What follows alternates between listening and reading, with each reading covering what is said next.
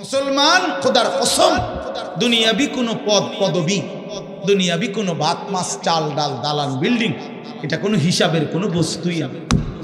মুসলমানের জন্য এটা কোনো বিষয়ই না, এটা উল্লেখ করার মতো কোনো বস্তুই না। ওটা দুনিয়াটা। আমার বাড়ি আছে কীর্তেন কনে, বাড়ি এলে কিতে হয়েছে, আমাদের বিল্ডিং আছে তোর কীর্তেন শোনা নেই। প্রাইভেট কারে চলেন, প্রাইভেট কারে ছাগল টানে ইউরোপ আমেরিকা। আপনার পুরা বাড়ি এসি, ইউরোপ আমেরিকাতে গরু ছাগল শুকরের খামার, সেন্ট্রাল এসি, পুরাটা এসি। কিছে এগুলো শোনাবেন না। দুনিয়া মোমেনের কিছুই না, বলার মতো কোনো বস্তু না, বলার মতো কোনো বস্তু না। মোমেন বলবে শুধুই আখিরাত। ইমানদার হিসাব দিবে আখিরাতের হিসাব,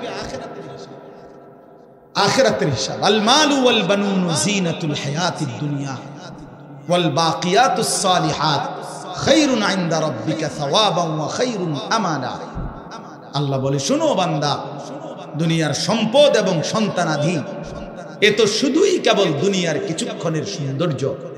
ফুল এটা, ফুল ফুল যত সুন্দর হয়েই ফুটুক, সন্ধ্যা হইতে হইতে 6 ঘন্টা 9 ঘন্টা পরে ফুল শুকিয়ে যায়, বিবর্ণ হয়ে যায়, মলিন হয়ে যায়। এই সোফা পৃথিবীর সবচেয়ে দামি কাঠ দিয়ে বানাইলো, 2 বছরের ব্যবধানে দেখা যাবে এটার বার্নিশ উঠে গেছে, বার্নিশ লাগতেছে নতুন। কোনখান দিয়ে ওই যে এটা এনে উঠে গেছে কাঠ, কোনখান দিয়ে পায়া ভাঙ্গিয়া গেছে, ফ্রিজের তলে দিয়া পানি পড়ে, এসির কোনা দিয়া পানি পড়ে, দরজা ভাঙ্গিয়া সিটকারি পড়িয়া গেছে। এই দুনিয়া, এই দুনিয়া, এই দুনিয়া, এই হাসে তো এই কাঁদে, এই আনন্দ তো এই বেদনা, এই আনন্দ তো এই বেদনা। এজন্য এক মুমিনের জন্য দুনিয়া উল্লেখ করার কোনো বস্তু না। বাস ওমা হাদিহিল হায়াতুদ দুনিয়া ইল্লা লাহবুন ওয়া লাইব। আল্লাহ বলছে, বান্দা শোনো, দুনিয়ার জীবন শুধুই তামাশা, শুধুই খেলাধুলা। আল্লাহ বলছে, লা তামুদ্দান্না আইনাইকা ইলা মা মাত্তা'না বিহি আজওয়াজাম মিনহুম যাহরাতাল হায়াতিদ দুনিয়া। আল্লাহ বলছে, বান্দা দুনিয়ার এই অর্থ সম্পদ, বাড়ি গাড়ি দালান বিল্ডিং ভবন, এই প্রাচুর্যের দিকে তুমি মোমেন, তুমি চোখ বড় করে তাকাইও না। আফসোসের দৃষ্টিতে অবাক চোখে তাকাইও না। চোখ বড় করা মানে কি? মাদ্দুল আইন, এই শব্দটা আরবি কোরআনের শব্দ। অর্থ হলো, দেখবেন মানুষ বড় বিল্ডিং দেখছে, 10 তলা বিল্ডিং, খুব সুন্দর বাড়ি দেখে মানুষের চোখ বড় হয়ে যায়। এমনি চোখ টানা দেয়, বাহাদুরি দেখাইলে, অহংকার দেখাইলে, ক্ষণিকের জন্য কেউ সামনাসামনি হয়তো যে যে যে যে যে যে যে এরপরে পিছি দিয়ে বুড়ান। আমরা বহুত দেখছি, বহুত দেখছি পিছি। আরে তো বাটফাসিটার কথা বাদ দে, খালাস। হ্যাঁ, ইমানদার সবসময় দামি, ইমানদার সম্পদশালী হলেও দামি, ইমানদার ফকির হলেও দামি, দামি। এজন্য ভাইয়া আমার বাপ, আমরা মুমিন, আমরা মুসলমান, আমরা মুসলমান, আমরা মুসলমান। আমাদের জিন্দেগি আখিরাত, আমাদের জীবন পরকাল, আমাদের বেঁচে থাকা আখিরাতের জন্য, আমাদের রাত আসে আখিরাতের জন্য, আমাদের দিন আসে আখিরাতের জন্য। প্রতিটা ভোর হয় ফজরের নামাজের জন্য, প্রতিটা সন্ধ্যা হয় মাগরিবের নামাজের জন্য, প্রতিটা রাত্রি গভীর হয় তাহাজ্জুদের সিজদা দেওয়ার জন্য। ওয়াহুয়াল্লাযী জাআলাল লাইলা ওয়ান নাহারা খিলফাতাল লিমান আরাদা আন ইয়াযাক্কারা আও আরাদা শুকুরা। রব্বুল আলামিন বলেন, আমি আল্লাহ রাত বানাই, দিন বানাই, পর্যায়ক্রমে ধারাবাহিকভাবে, একবার রাত একবার দিন, একবার রাত একবার দিন। কেন বানাই? আল্লাহ বলেন, রাত আমি কেন বানাই, দিন আমি কেন বানাই? নিজেই আল্লাহ বলেন, লিমান আরাদা আন ইয়াযাক্কারা, যারা যারা আমি আল্লাহর জিকির, আমার স্মরণ, আমার বন্দিগি, আমার গোলামি করতে চায় তাদের জন্য। তাই কোনো বাটপার সিটারের জন্য রাত আসে না, কোন নাফরমান পাপীর জন্য রাত আসে না। যুবক, তোমরা যারা সারা রাত নারী দেখো, ছবি দেখো, উলঙ্গ দৃশ্য দেখো, খোদার কসম নাফরমান, রাত তোর জন্য আসে নাই, তুই মালউন, অভিশপ্ত, তোর উর্ফে খোদার লানত পড়ছে, এই জন্য তোরে মালিক সেজদা থেকে বঞ্চিত করছে, তোরে মালিক সেজদা থেকে বঞ্চিত করছে। ভাত খাওয়াইছে, ভাত আল্লাহ জানোয়ারেও খাওয়ায়, খাবার তো কুত্তায়ও খায়, কুত্তায়ও খায় বেটা, পেশাব পায়খানা তো কুত্তায়ও করে, ঘুম তো কুত্তার চোখেও আছে, যৌন চাহিদা লজ্জাস্থানের চাহিদা তো কুকুরও পূরণ করে, কুত্তারও তো বাচ্চা কাচ্চা হয়, হয় না? তো কইছে তো কি,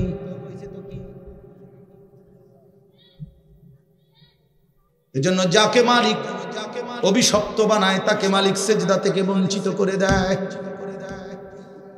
যাকে আল্লাহ সেজদার তৌফিক দেয় তাকে আল্লাহ সবচেয়ে আপন বানিয়ে নেয়।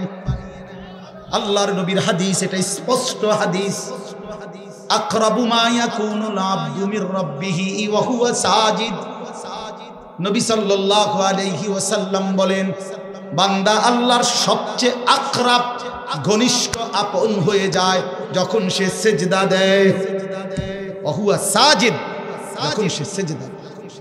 আমার শায়েখ আল্লামা মুফতি মুশতাকুর নবী সাহেব বলে, বান্দা যখন সেজদা দেয় আল্লাহ তাআলা বান্দার পিঠে মাথায় হাত বুলিয়ে দেয়, আদর করে, আদর আদর করে, আদর করে বলে, আনিস আসছো না, সেজদা দিলাম, মাশাআল্লাহ, ইরফা রাসাক, মাথা উঠাও, বসো বসো, খুশি হলাম, আপন করে নিলাম, কাছে চলে আসলাম, আল্লাহ যেন বান্দাকে কাছে নিয়ে আসে। এজন্য নামাজের পুরা হালাত, একটা সহজ কথা আপনারা বুঝবেন, আলেমরা এটা সবাই বুঝে, নওজোয়ান ভাই সহ সাধারণ আপনারা যারা, আপনারাও মনে রাখবেন, নামাজের নিয়ত বাদলেই একটা মজার বিষয় হলো এরপরের সব সম্বোধন আল্লাহকে লক্ষ্য করে যা বলে নামাজি সব আপনি করে বলে, আপনি মানে এমন শব্দ আরবি ব্যবহার করে যেই শব্দ দ্বারা আপনি অর্থ হয়, অর্থ হলো মানুষ মুখাতাব, এই আপনি বলে কাকে, যে আমি যেমন বললাম আপনি কেমন আছেন, এটা বলে কাকে, যে এখন নবীনগর হেরে কইতেছি, ঠিক না, কে কারে, এ বুঝছেন কি না, বলে এই যে মকবুল ভাই আপনি কেমন আছেন, ঠিক না, তাইলে কাছের ওয়ালারে মানুষ কি বলে, আপনি বলে, এটা মুখাতাব, সম্বোধন করে তাকে, হাজের, এটা উপস্থিতকে। নামাজের নিয়ত বাঁধলেই রব্বে করিম বান্দার একদম মুখোমুখি হয়ে যায়। এজন্য বান্দা শুরুই করে সুবহানাকা, আপনার পবিত্রতা বর্ণনা করছি, আল্লাহুম্মা ওয়া বিহামদিকা, আই মাওলা আপনার প্রশংসা করছি, আপনার, আমিও আপনার কাছে, আপনিও আমার কাছে, হ্যাঁ, ওয়া তাবারাকা ইসমুকা, কা মানে আপনি, ওয়া তাআলা জাদ্দুকা, কা মানে আপনি, ওয়ালা ইলাহা গায়রুকা, কা মানে আপনি। আবার একদম শেষ পর্যন্ত দেখেন, আল্লাহুম্মা ইন্নী যালামতু নাফসি, এ তু মানে আপনি, আল্লাহ আমি জুলুম করেছি, ফাগফিরলি, আপনি আমারে মাফ করে দেন। সর্বশেষ শব্দ ইন্নাকা আনতাল গফুরুর রহিম, ইন্নাকা নিশ্চয়ই আপনি, আনতাল গফুরুর রহিম আপনি তো ক্ষমাশীল, আপনি তো দয়াবান, আপনি তো মাফ করে নেওয়ালা, কায়নাতে আর মাফ করবে কে, আমি গোলাম আপনার কাছে, আপনি আমার কাছে, আমারে মাফ করবেন না তো মাওলা কারে মাফ করবেন? যদি আমারে মাফ না করেন সেজদা দিলাম কেন, রুকু দিলাম কেন, আত্তাহিয়াতু পড়লাম কেন, দুরূদ শরীফ পড়লাম কেন? রব্বুল আলামিন বলে, বান্দা আরো দূরে থাইকাও তো মানুষ মাফ করে দেয়, এত কাছে এনে আমার মতো মেহেরবান মাফ করব না কেন? যা বান্দা মাফ করে দিলাম। এজন্য নবীজি বলছে, এক নামাজের পরে আরেক নামাজ বান্দা যখন আদায় করে মুকাফফারাতুন লিমা বাইনাহুন্না, তো দুই নামাজের মাঝের গুনাহ আল্লাহ মাফ করে দেন। কি মনে করছেন? হ্যাঁ, চালাক নাফরমান চালাক হয় না, ইমানদার চালাক। নামাজি চালাক, সে বুঝে আমার দুনিয়াও চলতেছে, অসুবিধা কি, আমার আখিরাতও ঠিক হচ্ছে। কথা বোঝেন নাই? আমার দুনিয়াও চলতেছে, আমি তো দুপুরে ভাতও খাইলাম, জোহরের নামাজও পড়লাম, অসুবিধা কি? আজকে না, আজকে রোজা রাখছি, তো বুঝাইলাম যে ইমানদার তো বুঝে, ইমানদার সহজ হিসাব এটা। আমার তো দুনিয়া চলতেছে, আমি তো বিয়ে করছি, আমার তো বাচ্চা হইছে 4টা, আমার তো ঘর আছে, আমার ঘরেও সোফা আছে, আমার ঘরে ফ্রিজ আছে 2টা, আমার ডাইনিং টেবিল নাই, ডাইনিং টেবিল না, খাট আছে। তো আমার সমস্যা কি? দুনিয়া তো আমার ভোগ করছি, আমি 5 ওয়াক্ত নামাজ আমি জামাতে পড়ছি, আলহামদুলিল্লাহ। সমস্যা কি? আল্লাহকে মাইনা আমি আটকায় গেলাম কোথায়? নাফরমান আগায় গেল কোথায়? আরে বেঈমান, তুই কই আগাইলি? এই বেনামাজি অসভ্য, তুই আগাইলি কই? নাফরমান,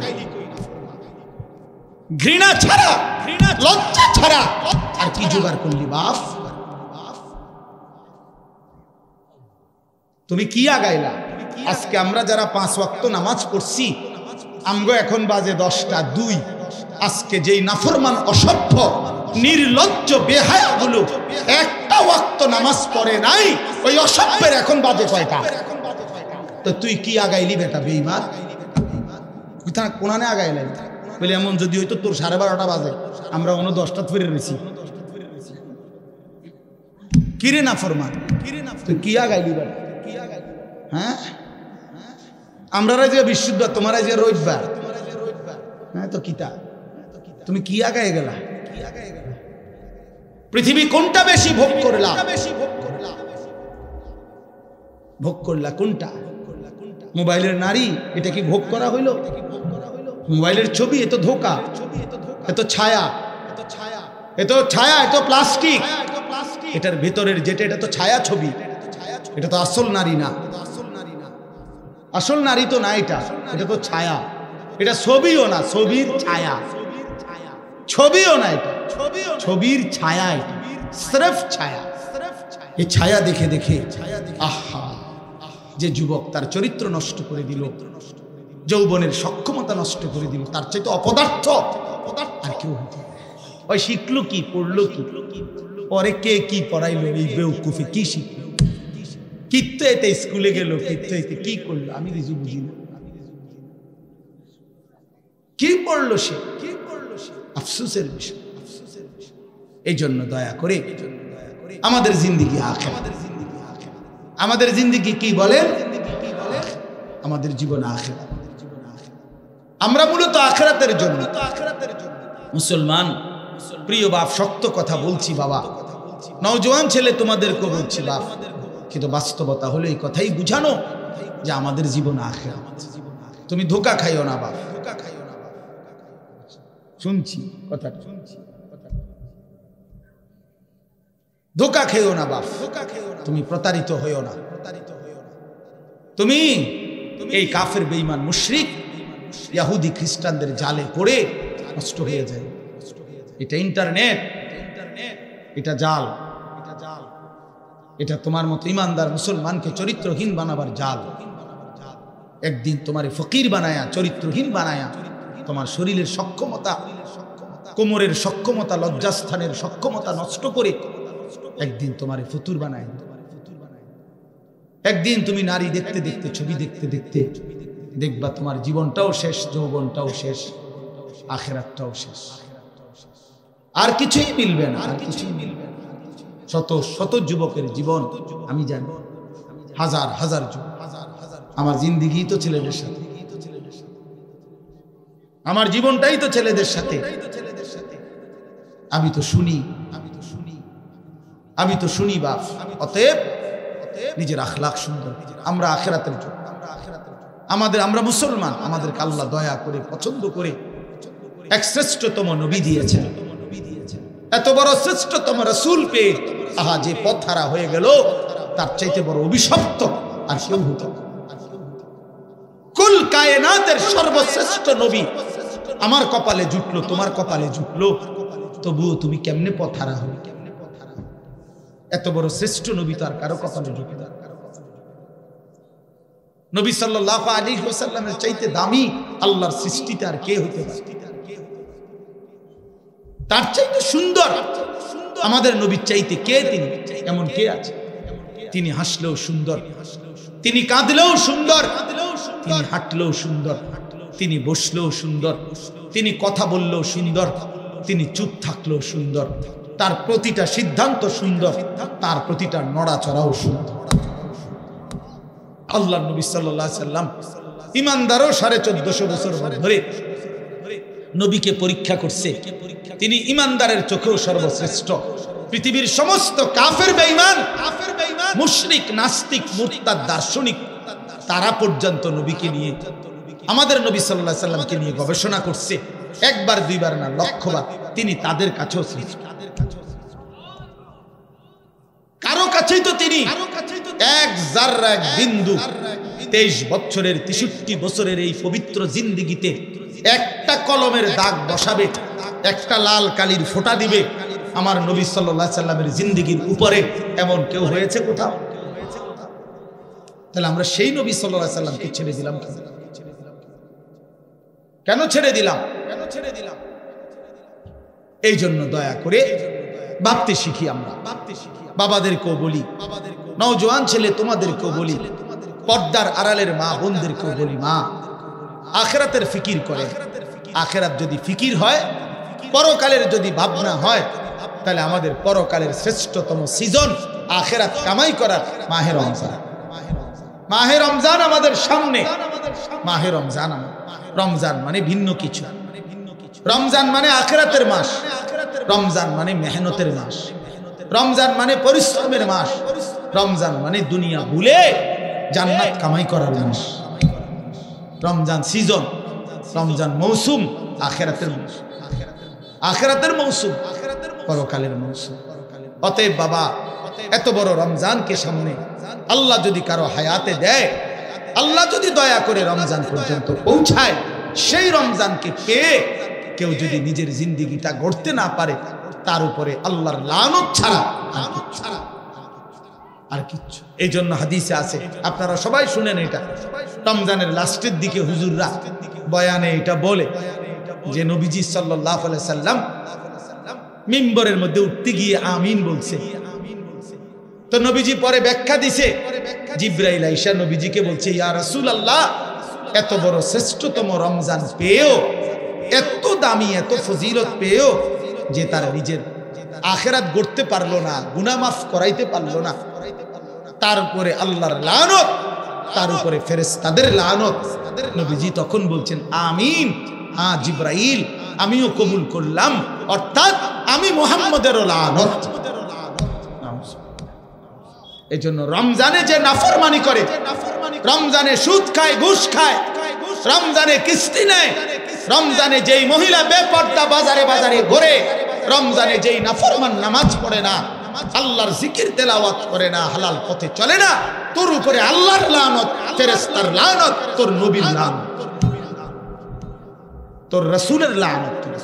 মনে রাখ, এত লানত নিয়া জীবনে সুখ হবে, আখিরাতেও সুখ হবে। এই জন্য দয়া করে ইনশাআল্লাহ মাহে রমজানকে কদর করুন। বলেন ইনশাআল্লাহ। ছেলেরা বলো বাবা ইনশাআল্লাহ। রমজানের জন্য প্রস্তুতি নাও, রমজানের জন্য, রমজানের জন্য। আল্লাহ নবী সাল্লাল্লাহু আলাইহি সাল্লাম কোমরের লুঙ্গি রমজানে হাদিসে আছে শক্ত করে বাঁধতেন ইবাদতের। মানুষ যখন ভারী কাজ করে, শক্ত কোনো কাজ করে, তখন কোমরে গামছা বা রশি টাইট করে বাঁধিয়ে, তাইলে শক্তি হয়, শক্তি সঞ্চার হয়। আল্লাহ নবী সাল্লাল্লাহু আলাইহি সাল্লাম রমজানে রাত্রি জাগার জন্য কোমরে লুঙ্গি শক্ত করে বেঁধে নিতেন, ইবাদতে ডুবে যেতেন, আল্লাহর বন্দেগীতে লেগে থাকতেন। অতএব আমরা রমজানকে কদর করব ইনশাআল্লাহ। আরো একটা সুবর্ণ সুযোগ হলো আগামীকাল শবে বরাত, লাইলাতুন নিসফে মিন শাবান। রাসূলুল্লাহ সাল্লাল্লাহু আলাইহি সাল্লামের সাহাবী হযরত মুআজ ইবনে জাবাল থেকে বর্ণিত এই হাদিসটি সহিহ হাদিস। আল্লাহর নবী সাল্লাল্লাহু আলাইহি সাল্লাম বলেন, ইয়াত্তালিউল্লাহু তাআলা ইলা খালকিহি ফি লাইলাতিন নিসফি মিন শাবান ফায়াগফিরু লিজামিই খালকিহি ইল্লা লিমুশরিকিন আও মুশাহিন। আল্লাহ তাআলা শবে বরাত এই শাবানের মধ্যরাতে আল্লাহ তাআলা আসমানে তার বান্দাদের কাছে নেমে আসেন, এবং যেই বান্দা কাঁদতেছে, তওবা করতেছে, ইস্তিগফার করতেছে, দোয়া মাফ চাইতেছে, তো আল্লাহ তাআলা তার এমন অগণিত কোটি কোটি বান্দাকে সারা রাত ভর মাফ করতে থাকে। এজন্য দোস্ত, শবে বরাত কান্নার রাত, শবে বরাত তওবার রাত, শবে বরাত গুনাহ মাফ চাওয়ার রাত, শবে বরাত একাকী নির্জনে নিজের গুনাহ নিজে স্মরণ করে আল্লাহর কাছে রোনা জারি করার রাত। আমরা এটারে উৎসব বানায় নিছি, আমরা বানায় নিছি এটা অনুষ্ঠান। শবে বরাত মানে বিরিয়ানি, শবে বরাত মানে খিচুড়ি, শবে বরাত মানে জিলাপি। না না, আল্লাহর কসম, এটা শবে বরাত কোনো অনুষ্ঠান না, শবে বরাত কোনো উৎসব না, শবে বরাত বিরিয়ানি না, খিচুড়ি না, শবে বরাত ইবাদতের রাত। ইবাদত আর নফল ইবাদত করা হয়, এটা কোরআন সুন্নাহর কথা হলো। নফল ইবাদত ইনফিরাদি করতে হয়, যার ইবাদত সে করবে, যার মন চায় সে 20 রাকাত করবে নফল, যার মন চায় সে 200 রাকাত করবে। একজনে জিকির করবে, আরেকজনে তেলাওয়াত করবে, আরেকজনে দোয়া করবে, আরেকজনে আল্লাহর সেজদা দিবে।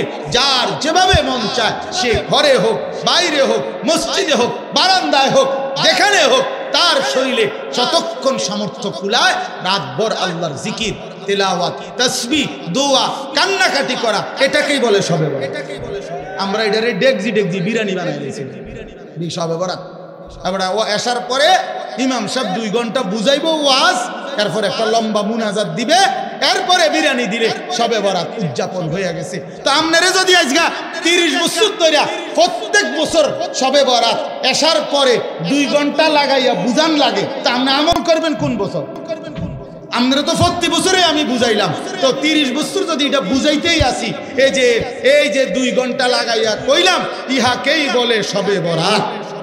অতএব এখন মুনাজাত দিলাম, পালন করবেন তো? তো সবাই কইছে যে ঠিক কিনা, ও ঠিক ঠিক। এবার হুজুর যাই দোয়া করেন, বিরিয়ানিটা দিয়ে দেন, গিয়ে হত্যা লাইছে শবে বরাত এটা। তো আপনি তো শবে বরাত বুঝলেন, তো এটা তো এখনই বুঝাই দিলাম। এটার জন্য 2 ঘন্টা প্রতি বছর ওয়াজ করার কি দরকার? কথা বলেন না কেন? আপনি এটা বুঝছেন না, এখন এই শবে বরাত কথাটা বুঝছেন না, এখন বুঝছেন কিনা বলেন না কেন? এইটাই বুঝাই এখানে। ওই আমরা, আমার ভাই হযরত মাওলানা মুফতি বেলায়েতুল্লাহ ভাই বলছে, হ্যাঁ আমগরে এইটা বললেন না। আমি তো বলি কি বললেন না কিতাবান, আমি তো সব সময় দোয়া করি যে যারা আমগরে ওয়াহাবি বলে, আমি দিল থেকে বলি, তুই আমারে ওয়াহাবি না, ওয়াহাবির আব্বা ক, ওয়াহাবির দাদা, ওয়াহাবির দাদার আব্বা, ওয়াহাবির 14 গোষ্ঠী আমি না। তুই আরো বলিস আল্লাহর কাছে তাহাজ্জুদের সেজদা দিয়া তুই আল্লাহরে বলিস, আল্লাহ তারে ওয়াহাবি হিসাবে কবুল করেন, তারে ওয়াহাবি বানান, তারে ওয়াহাবি বানান। তোমার দোয়া যদি আল্লাহ কবুল করে আমারে ওয়াহাবি বলে, আমি জান্নাতি হয়ে যাব ইনশাআল্লাহ। আমি বললাম ইনশাআল্লাহ। ওয়াহাবি মানে আল্লাহওয়ালা, ওয়াহাবি মানে কি? আল্লাহওয়ালা। এজন্য তোমার কাছে দোয়া চাইলাম, তুমি আমার লাগি কইও রাইতে, আল্লাহ আনিসুর রহমান আশরাফি তারে ওয়াহাবি বানায় দেন, তারে ওয়াহাবি বানায় দেন, তারে ওয়াহাবি বানায়েন, তার ফুতেরও ওয়াহাবি বানায়েন, তার নাতিরও ওয়াহাবি বানায়েন, তার পুরা ফ্যামিলি ওয়াহাবি বানায়েন। আমিন আমিন কোন। আমি দোয়া চাইলাম আপনার কাছে, আপনার কাছে আমি দোয়া চাই, আপনি আরো কদ্দুর কোন আমার, আল্লাহ যেন আমারে ওয়াহাবি বানায়। আল্লাহ, আমি ওয়াহাবি হইতে পারলে আমি আল্লাহওয়ালা হইতে পারবো। ওয়াহাবি মানে আল্লাহওয়ালা, ওয়াহাব আল্লাহর নাম।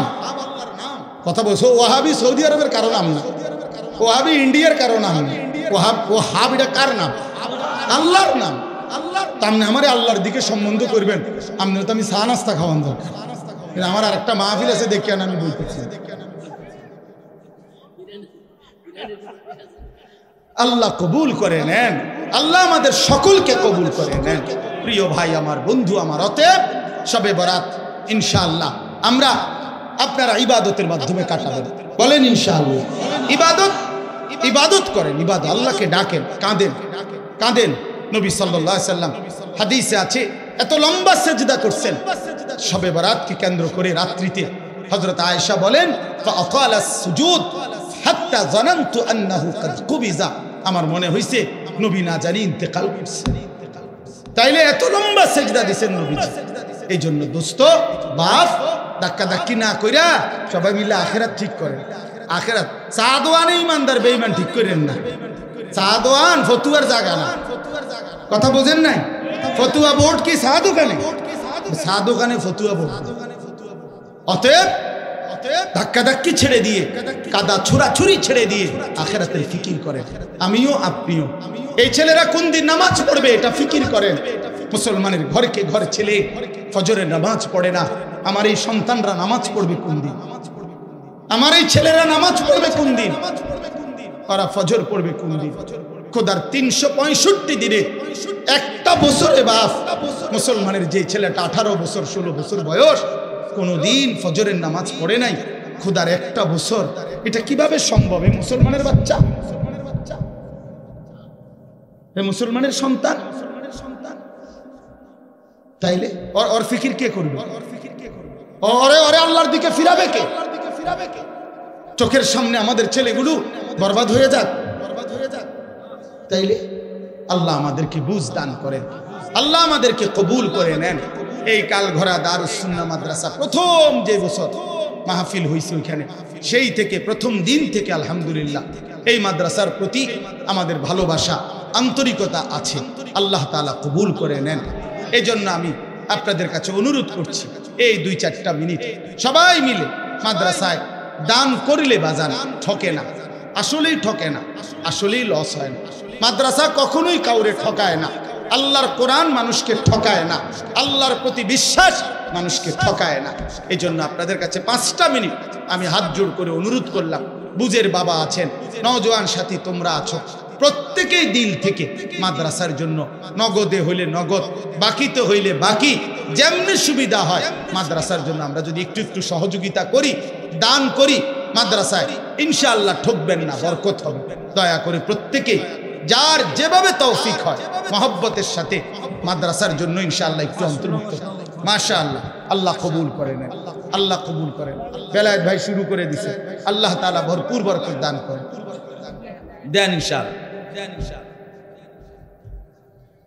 জি, আমার পরম শ্রদ্ধেয় আমাদের গোটা বাংলাদেশের মুরব্বী, হাজারো লক্ষ উলামায়ে কেরামের মুরব্বী আল্লামা মুফতি মনিরুজ্জামান সাহেব দামাত বারাকাতুহুল আলিয়া, কলিজা ছেঁড়া বয়ান করে যিনি, আমি নিজে যার বয়ানের ভক্ত, যার বয়ান শুনে আমি নিজের চোখের পানি ফেলে কাঁদছি, তিনি আমার সেই প্রিয় মানুষ আল্লামা মুফতি মনিরুজ্জামান সাহেব। তিনি ইনশাআল্লাহ এখানে বয়ান করবেন, আপনারা উঠবেন না, নওজোয়ান কেউ উঠো না। জি বলেন, এটার আওয়াজ দাও না ভাই, ফেরদাউস ভাই 20,000 টাকা দিবেন, আল্লাহ কবুল করে নেন, মাশাআল্লাহ। এই প্রতিষ্ঠান আমাদের সকলের হৃদয়ের সাথে দরদের সাথে কথা বলেছেন। সারা বাংলাদেশ এত বকাবকি, কারণ এই বোকার ভিতরে এক দরদ আছে, ভালোবাসা আছে, অনেক মহিলা মা বোনেরা আপনারা আছেন, মাশাআল্লাহ তৌফিক দান করেছেন, এই জন্য আমরা সকলেই বলি আলহামদুলিল্লাহ।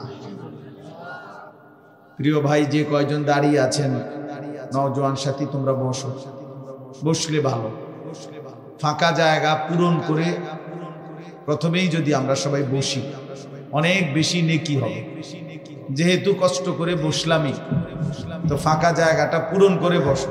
নওজোয়ান ছেলেরা তোমরা হিম্মত করে ফাঁকা জায়গা পূরণ করে বসো, বরকত হবে ভাইয়া, সওয়াব হবে অনেক। ফাঁকা জায়গা পূরণ করে বসলে অনেক নেকি হয়, অনেক সওয়াব, আল্লাহ তাআলার কুদরতি আশ্রয় ঠিকানায় চলে যায়। এই জন্য বান্দা আল্লাহর আশ্রয়ে পৌঁছে, অনেক বেশি সওয়াব। দ্বিতীয় কথা হলো, এই হাতে ধরে কোনো মোবাইল রেকর্ড করা যাবে না, ভিডিও রেকর্ড কিছুই করা যাবে না, আমি নিষেধ করলাম, ভদ্রভাবে নিষেধ করলাম। এরপরে যদি দেখি তাই তো ধমক দেবো, উঠাই দিব, ভাই তুমি আর সুযোগ, পছন্দ না হইলে এখন চলে গেলে বাবা, আমার কোনো আপত্তি নেই, কোনো অসুবিধা নাই, আমার শ্রোতা কমে গেলে আমার সমস্যা নেই। আমি এমনিতেও ব্যক্তিগতভাবে এইটা নিয়ে খুব মাথা ব্যথা করি, এ নিয়ে কোনো পেরেশানি নেই আমার, কম বেশি নিয়ে আমি কখনোই টেনশন করি না। কাজেই হাতে ধরে মোবাইল রেকর্ড করা যাবে না, এমনি শুনলে ভালো।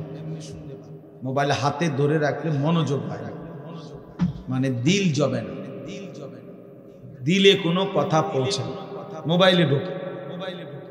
তো মোবাইলে তো খুব আছে, আমার জিন্দিগিতে আছে কিনা সেটা তো দেখার বিষয়। মোবাইলে অনেক সুন্দর আওয়াজ হইল, ক্লিয়ার হইল, সাউন্ড হইল, আমার জীবন সুন্দর হবে কখন?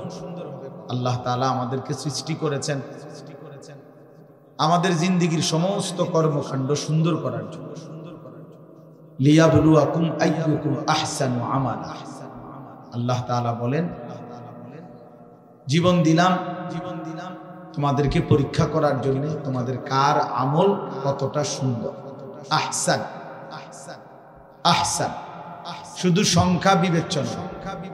নামাজ পড়ে ফেলছে 10,000 রাকাত, কিন্তু সূরা কেরাত অশুদ্ধ, দোয়া কালাম অশুদ্ধ, রুকুর তাসবিহ, সেজদার তাসবিহ, আত্তাহিয়াতু অশুদ্ধ, তো কোনো লাভ। 10,000 না, 10 লক্ষ রাকাতেরও কোনো ফায়দা। এজন্য সংখ্যা বিষয় যে কি পরিমাণ না, গুণগত মান, গুণগত মান, আহসান হইতে হবে, সুন্দর হইতে হবে, কোরআন সুন্নাহর আলোকেই হইতে হবে, আলোকে যেভাবে হোক। আমরা অনেক মুসলমান এই কথাটা, হযরত মাওলানা মুফতি বেলায়েতুল্লাহ সাহেব শেষ এই কথাটা বলতে চাচ্ছেন। অর্থাৎ একটা কথা মনে রাখবেন ছেলেরা, তোমাদেরকেও বলি বাবা, যে যেটুকুই ইসলাম মানি এটুকুও গ্রহণযোগ্য হওয়ার জন্য বিশুদ্ধ হওয়া জরুরি, বিশুদ্ধ হওয়া জরুরি। শুধুমাত্র মসজিদে আসলাম শুক্রবার জুমার নামাজ, আমার উপস্থিতিটা দেখাইলাম, এতেই আমার জুমার নামাজ কবুল হবে না। জুমার নামাজ যেভাবে আদায় করতে হয় ওইভাবেই হইতে হবে। নামাজের সূরা কেরাত ঠিক হইতে, শুধু আল্লাহর ঘরে গেলেই হজ আদায় হয় না, শুধু মিনা আরাফায় গেলেই হজ আদায় হয় না। কোরআন সুন্নাহ যেভাবে হজ্জের নিয়ম কানুন বলছে ওইভাবে হইতে হবে, ওইভাবে হইতে হবে। তাইলে শুধুমাত্র উপস্থিতি যথেষ্ট না, যে আমি আসছি তো জুমার নামাজ মসজিদ, না এটা যথেষ্ট। আমি শুধু তো উঠানামা করলাম 4 রাকাত, না, শুদ্ধ হইতে হবে, শুদ্ধ হইতে হবে। আল্লাহ নবী সাল্লাল্লাহু আলাইহি ওয়াসাল্লাম বলেন, তিলকা সালাতুল মুনাফিক। 3 বার বলছে নবীজি, ওই নামাজ মুনাফিকের নামাজ, ওই নামাজ মুনাফিকের নামাজ, ওই নামাজ মুনাফিকের নামাজ। কামা ফানাক্কারা আরবাআন লা ইয়াযকুরুনাল্লাহা ইল্লা কালিলা। যে শুধু দাঁড়াইলো আর 4 রাকাতে 4টা ঠোকর মারে। এই ছেলে বড়ান থেকে উঠো, বেটা অপদার্থ কথা,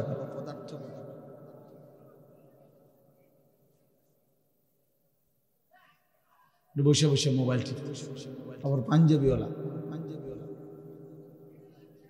তো আল্লাহ নবী সাল্লাল্লাহু আলাইহি ওয়াসাল্লাম বলেন, সে 4 রাকাতে 4টা ঠোকর মারে। লা ইয়াযকুরুনাল্লাহা ইল্লা কালিলা, একেবারেই যৎসামান্য আল্লাহর জিকির তাসবিহগুলো ঠিক মতো পড়লো না। নবীজি সাল্লাল্লাহু আলাইহি সাল্লাম বলেন, ওই নামাজ মুনাফিকের নামাজ। এজন্য তাড়াহুড়ো করে যে নামাজ, এটা মুনাফিকের নামাজ, মুনাফিকের নামাজ।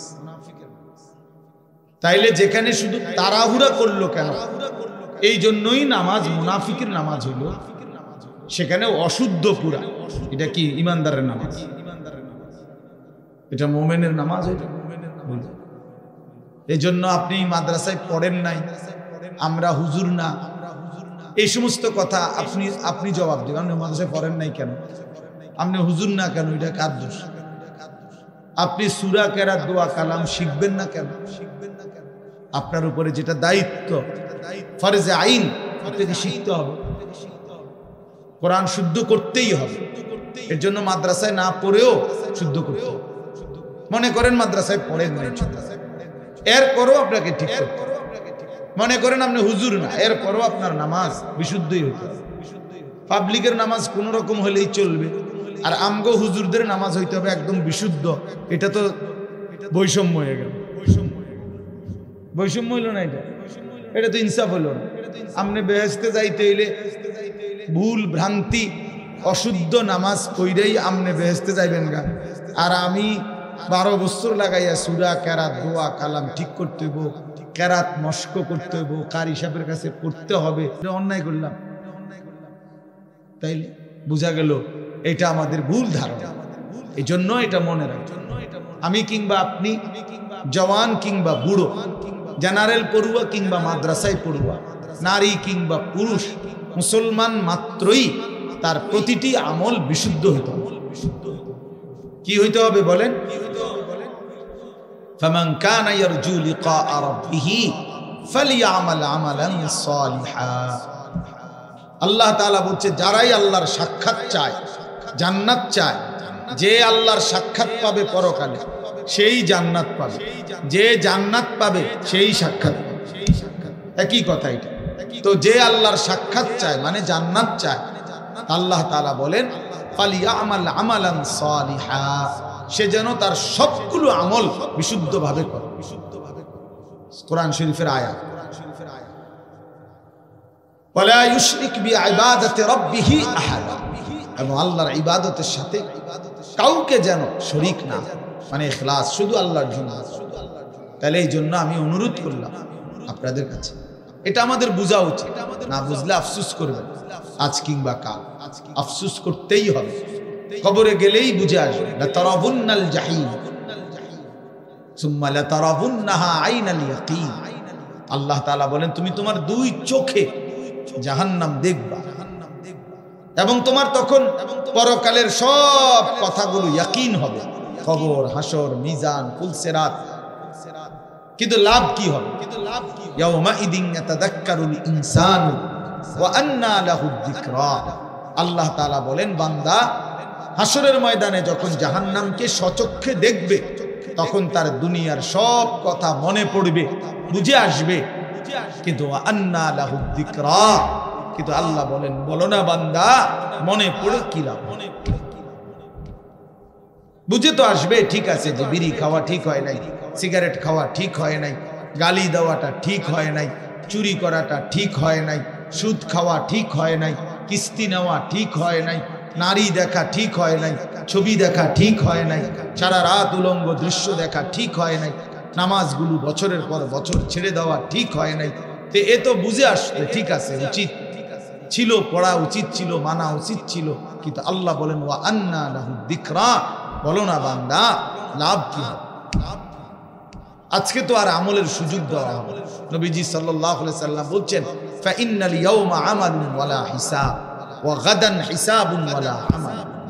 নবীজি বলছে, শোনো উম্মত, আজকে দুনিয়া আমলের জায়গা, এখানে হিসাবের জায়গা নেই।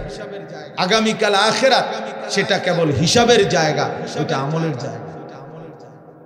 ওইখানে আমলের সুযোগ দেওয়া হবে না, শুধুই হিসাব হবে। এখানে আমলের সুযোগ দেওয়া হয়েছে, এজন্য এখানের হিসাব এখানে হচ্ছে না। প্রতিদিন সারা দিনের নাফরমানির শাস্তি রাতে দেওয়া হয় না। এক মাসের নাফরমানির শাস্তি মাসের 30 তারিখ কোনো দেওয়া হয় না। এখানে শুধুই আমল, কর্ম, ওইখানে হিসাব, এখানে মেহনত, ওইখানে ফলাফল, এখানে ফলাফল।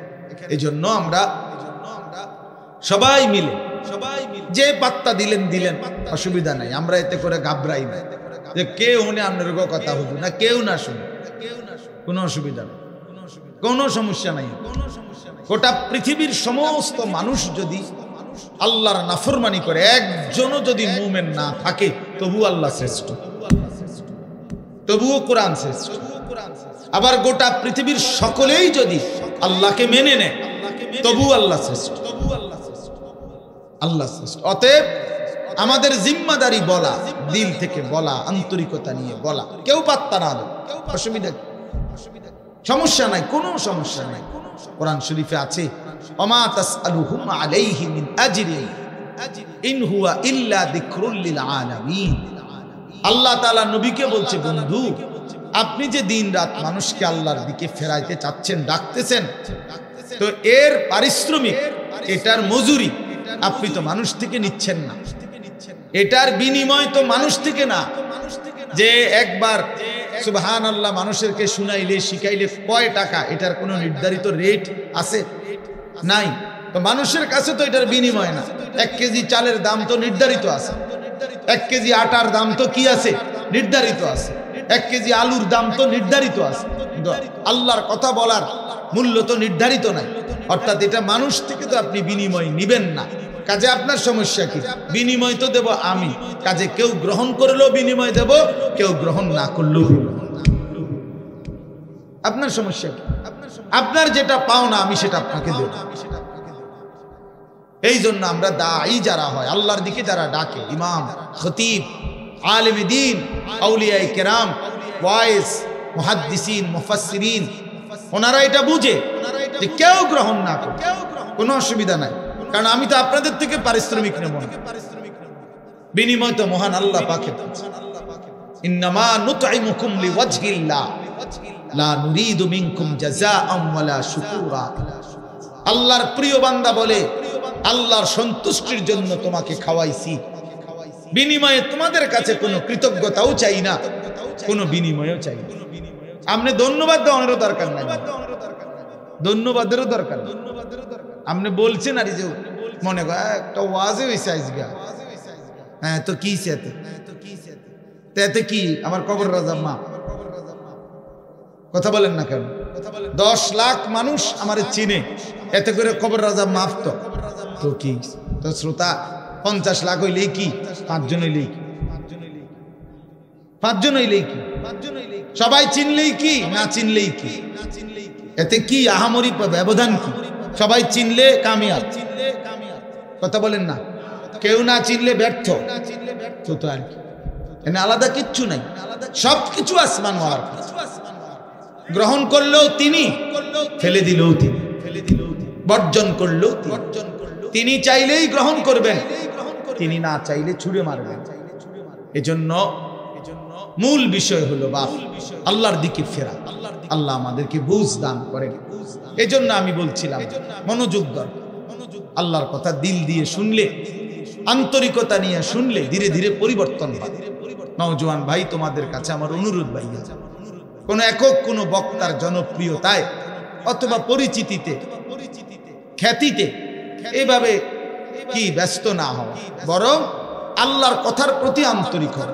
ওষুধের মতো লাগো, বিষের মতোই লাগো, আমার গায়েই লাগো, আমারই বলো, তারপরেও শুনতে থাকা, হজম করতে থাকা, অনুভব করতে থাকা।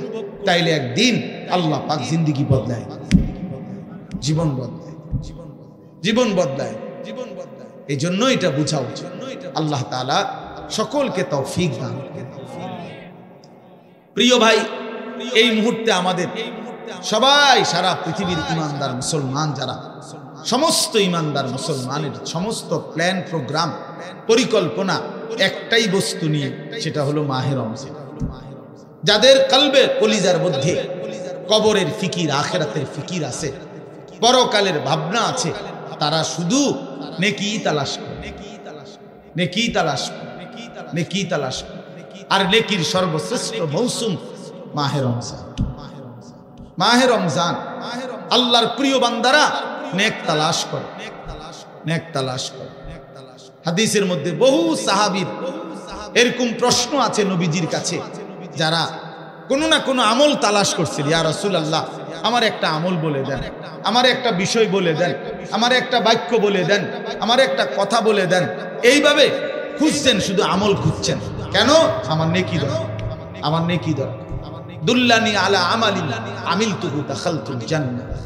এক সহজ সরল সাধারণ সাহাবী আয়েশা নবীজিকে বলছেন, ইয়া রাসূলুল্লাহ, আমাকে একটা আমল বলে দেন, আমল করব আর আমি জান্নাতে যাব। নবীজি সাল্লাল্লাহু আলাইহি সাল্লাম বলেন, আল্লাহ এবং রাসূলের প্রতি ঈমান রাখবা, 5 ওয়াক্ত নামাজ পড়বা, ফরজ হলে যাকাত দিবা, রমজান আসলে রোজা রাখবা। তখন পর্যন্ত হজ ফরজ হয় নাই, এজন্য এই 4টা বলে নবী শেষ করছে। এই সাহাবী দাঁড়িয়ে বললেন, ইয়া রাসূলুল্লাহ, আমি আল্লাহর কসম আপনার কথা থেকে এক চুলও কমাবো না, বাড়াবো না, বরং আপনি যা বলেছেন তা আমল করতেই থাকবো। নবীজি তখন বললেন বাকি সাহাবীদেরকে, মান সাররাহু আন ইয়ানজুরা ইলা রাজুলিন মিন আহলিল জান্নাহ ফালইয়ানজুর ইলা হাযা। তোমরা যদি এই মুহূর্তে জমিনের মধ্যে কোন জান্নাতি মানুষ দেখে তোমাদের নয়ন জুড়াইতে মন চায়, একে দেখো, এই যে জান্নাতি, অথচ সে আমল করে নাই, এখন মাত্র ওয়াদা দিছে, কিন্তু বলার ঢং চেহারার রং দেখে নবী বুঝছে যা বলছে তো দিল দিয়েই বলছে, বাটফারি কথা না, ধোঁকাবাজি কথা না।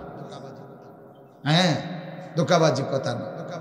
আপনি বলে দিলেন বক্তার লগে ঠিক কিনা, ঠিক কিতা ঠিক, এটা কইলু আর আবার কই অনেকে নিজে নিজে হাসে, তার মানে ইচ্ছা করে মস্কারি করলো, মস্কারি করলো, ঠাট্টা করলো আর কি, ঠাট্টা করলো। অথচ দিনকে নিয়ে, নওজোয়ান ছেলে মনে রাখো বাবা, আল্লাহর দিনকে নিয়ে, কোরআনের একটি অক্ষরকে নিয়ে, ইসলামের একটা ছোট্ট বিধানকে নিয়ে ঠাট্টা করা, মস্কারি করা, তুচ্ছ তাচ্ছিল্য করা কুফরি,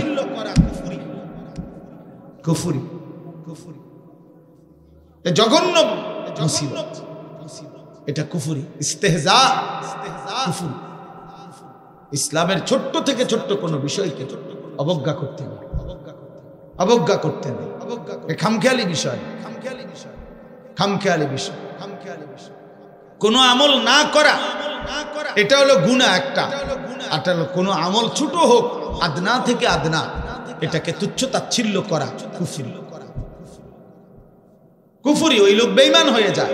আনতাহবাতা আমালুকুম ওয়া আনতুম লা তাশউরুন, কোরআন শরীফে আছে সূরা হুজুরাতের মধ্যে। আল্লাহ বলছে, হে ঈমানদার, সাবধান কথাবার্তা বলতে, এমনকি কদম ফেলতে খেয়াল রাখো। আল্লাহ রাসূলের আগে বাইরো না, আল্লাহ রাসূলের আওয়াজের উপরে আওয়াজ বাড়াইও না, ওনাদের নবীর সামনে আগেও হাইটো না, নবীর আওয়াজের উপরে আওয়াজও বাড়াইও না। নিজেরা যেমনি একজন আরেকজনকে ডাকাডাকি করো, নবীজির সামনে এমন ডাকাডাকিও করবা না। আল্লাহ বলেন, দেখতে মনে হয় এটা সামান্য অপরাধ, কিন্তু না, এই অপরাধের কারণে, নবীর আগে বাড়ার কারণে, নবীর আওয়াজের চাইতে আওয়াজ বড় করার কারণে, নবীর সামনে এই নিজেদের মতো করে ডাকাডাকি করার কারণে, আনতাহবাতা আমালুকুম ওয়া আনতুম লা তাশউরুন, তোমার পুরা জিন্দেগীর সমস্ত আমল একসাথে নিঃশেষ হয়ে যাবে, একসাথে, একসাথে বরবাদ হয়ে যাবে, একসাথে নিশ্চিহ্ন হয়ে যাবে। এই জন্য দোস্ত, এটা জরুরি বিষয়। বাবাদের কাছেও বলি, অনেক মানুষ আপনাদের অনেক সময় চা দোকানে বসতে বসতে অনেক মস্কারি করেন, নিজেদের আড্ডায় বসে বসে অনেক সময় অনেক মস্কারি করেন। না রে বাপ, মস্কারি করতে নাই, ঠাট্টা করতে নাই দিনকে নিয়ে।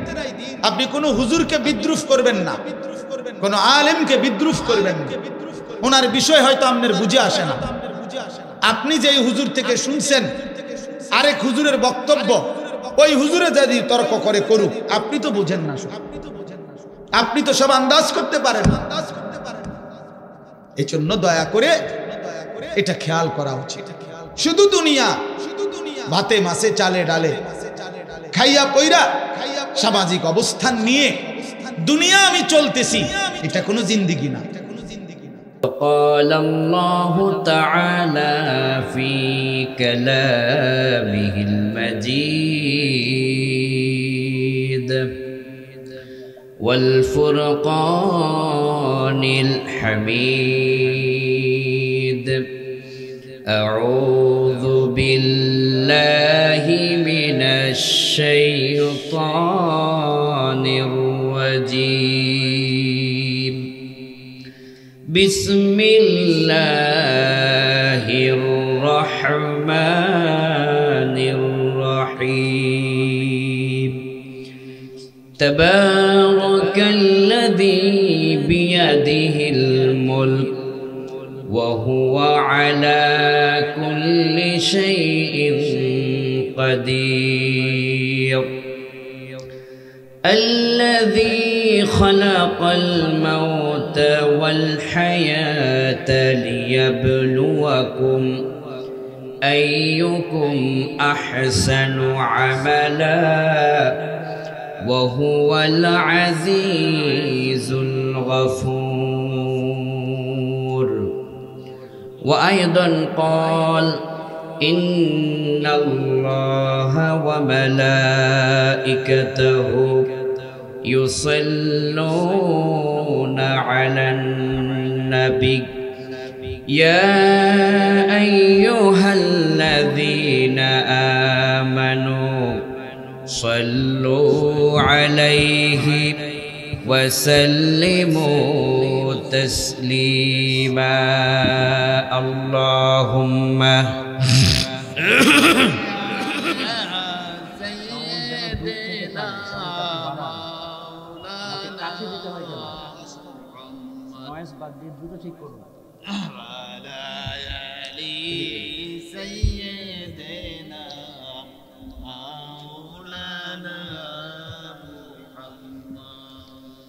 তাহাজ্জুদের যায় না মাঝে মরণ দিও প্রভু আমায় ইকামতে দ্বীনের কাজে কবুল করে নিও আমায় তাহাজ্জুদের যায় না মাঝে মরণ দিও প্রভু আমায় ইকামতে দ্বীনের কাজে শামিল করে নিও আমায় বালাগাল উলা বিকামালিহি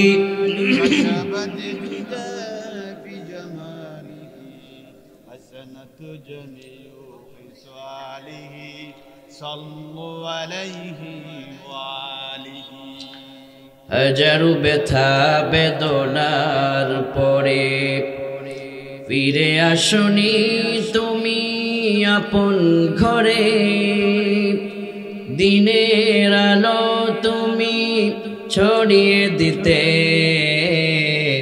চলে গেলে মদিনায় মক্কা ছেড়ে হে রাসূল তোমাকে ভুলি আমি কেমন করে হে রাসূল তোমাকে ভুলি আমি কেমন করে খেয়ে না খেয়ে দিন প্রচারের কাজে নিজেকে দিয়েছিলে বিনিয়ে খেয়ে না খেয়ে দিন প্রচারের কাজে নিজেকে দিয়েছিলে বিনিয়ে তায়েফের কাফিরেরা চিনল না সে আলো দুষ্ট ছেলেদের পিছু দিল লেলিয়ে পাথরের আঘাতে ক্ষত বিক্ষত হয়ে পাথরের আঘাতে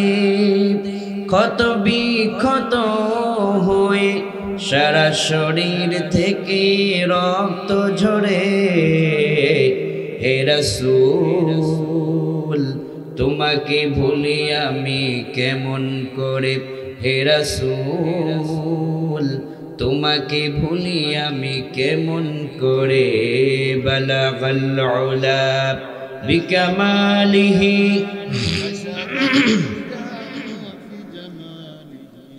হাসানাতু জামিউ খিসালিহি সাল্লু আলাইহি ওয়া আলিহি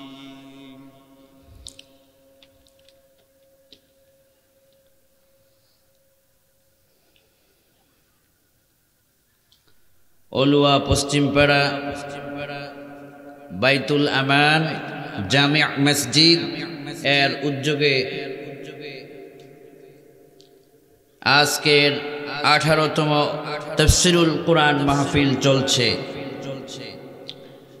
এই বিশাল তাফসীরুল কুরআন মাহফিলের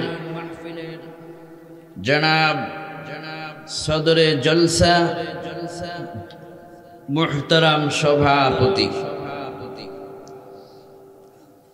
আলহাজ মোহাম্মদ ইমদাদুল হক মাস্টার সাহাব হাফিজাহুল্লাহ,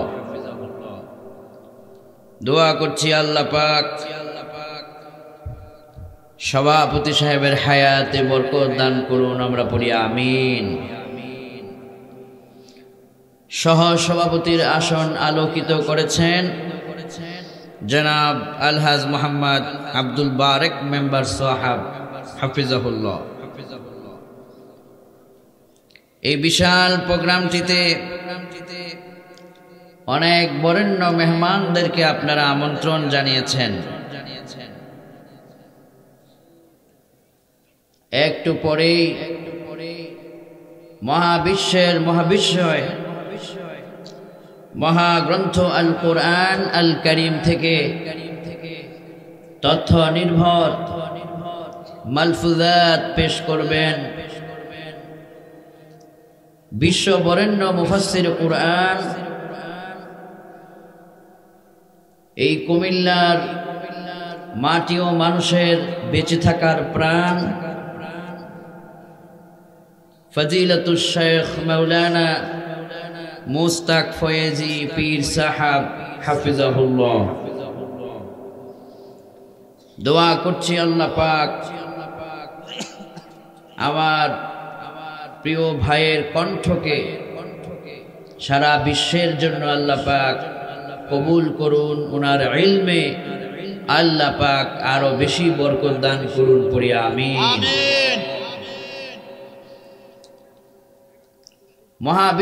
মহাবিশ্বয় আল কোরআন এর কথা শোনার সৌভাগ্য সবার হয় না। আজকে এখানে আপনারা যারা উপস্থিত হয়েছেন এটি আল্লাহ পাকের বড় দয়া। এজন্যে অবনত চিত্তে আমরা আল্লাহ পাকের শুকরিয়া করব, দিল খুলে সকলেই পড়ি আলহামদুলিল্লাহ। আমি আজ মহাবিশ্বয় মহাগ্রন্থ আল কোরআন আল কারীমের একটি চমৎকার সূরা এর প্রাথমিক অংশ তিলাওয়াত করেছি। এই সেই সূরা যেই সূরা আল্লাহ পাক তার ক্ষমতার তার শক্তির বর্ণনা আল্লাহ পাক এই সূরার মধ্যে দিয়েছেন। এবং এটি এমন একটি সূরা যেই সূরাটি আপনার আমার জন্য কবরে সাথী হবে। সূরাটি আপনাকে সুপারিশ করে আল্লাহর জান্নাত পর্যন্ত পৌঁছায় দেবে। কোন আল্লাহু আকবার। সূরাটির নাম হলো সূরাতুল মুলক। বিশ্বনবী বললেন عن أبي هريرة رضي الله عنه قال قال رسول الله صلى الله عليه وسلم إن سورة من القرآن 30 آية شفعت لرجل حتى غفر له وهي سورة تبارك الذي بيده الملك। বিশ্বনবী বললেন কোরআনে 30 আয়াত বিশিষ্ট একটা সূরা আছে। এই সূরাটা যদি কেউ তেলাওয়াত করে, এই সূরাটিকে যদি কেউ পড়ে, তাহলে মরার পরে তাদের গুনাহগুলোকে মাফ করে দিবেন যিনি, তিনি কে?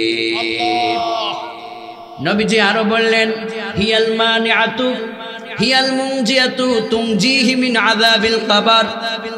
এটি এমন একটি সূরা কবরে যখন মানুষকে রাখা হবে ভয়ঙ্কর আযাব থেকে, এই সূরা আযাব থেকে পাঠকারীকে বাঁচায়া জান্নাতের দিকে রওনা করায় দিতে পারবে। কোন সুবহানাল্লাহ।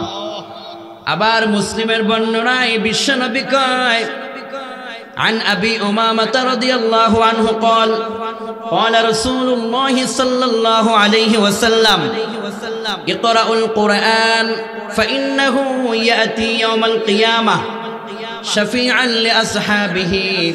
কোরআনে কারীম তোমরা পড়ো, সূরাতুল মুলক তোমরা পড়ো, সময় পেলে সূরা ইয়াসিন পড়ো, সময় পেলে আয়াতুল কুরসি পড়ো, সময় পেলে সূরাতুত তাকাসুর পড়ো, সময় পেলে সূরাতুল ওয়াকিয়া পড়ো, সময় পেলে সূরাতুর রহমান পড়ো, সময় পেলে কোরআন থেকে যতটুকুন পারো পড়তে থাকো।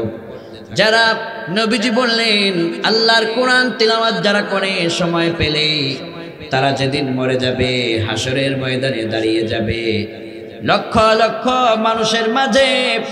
মানুষ যখন পানি পানি বলে চিৎকার মারবে, মা যখন সন্তানকে ভুলে যাবে, স্ত্রী যখন তার স্বামীকে ফেলে দৌড় আরম্ভ করবে, ভাই যখন বোনের পরিচয় দিবে না, এভাবে করে যখন মানুষ একাক হয়ে যাবে, নবীজি বললেন ফাইন্নাহু ইয়াতি ইয়াউমাল কিয়ামাহ শাফিআন লিআসহাবিহি। এই কোরআন তখন পাঠকারীকে সুপারিশ করে আল্লাহর জান্নাতে ঢুকিয়ে দিতে পারবে। কোন সুবহানাল্লাহ। এজন্য কোরআন পড়ব তো ইনশাআল্লাহ বলেন ইনশাআল্লাহ। তো সূরাটির নাম হচ্ছে সূরাতুল মুলক। কি নাম? মুলক। মুলক মানে হচ্ছে রাজত্ব, মুলক মানে হচ্ছে ক্ষমতা। ক্ষমতা যার একমাত্র তিনি কে? আল্লাহ। কার ক্ষমতা? সকল ক্ষমতা আল্লাহ।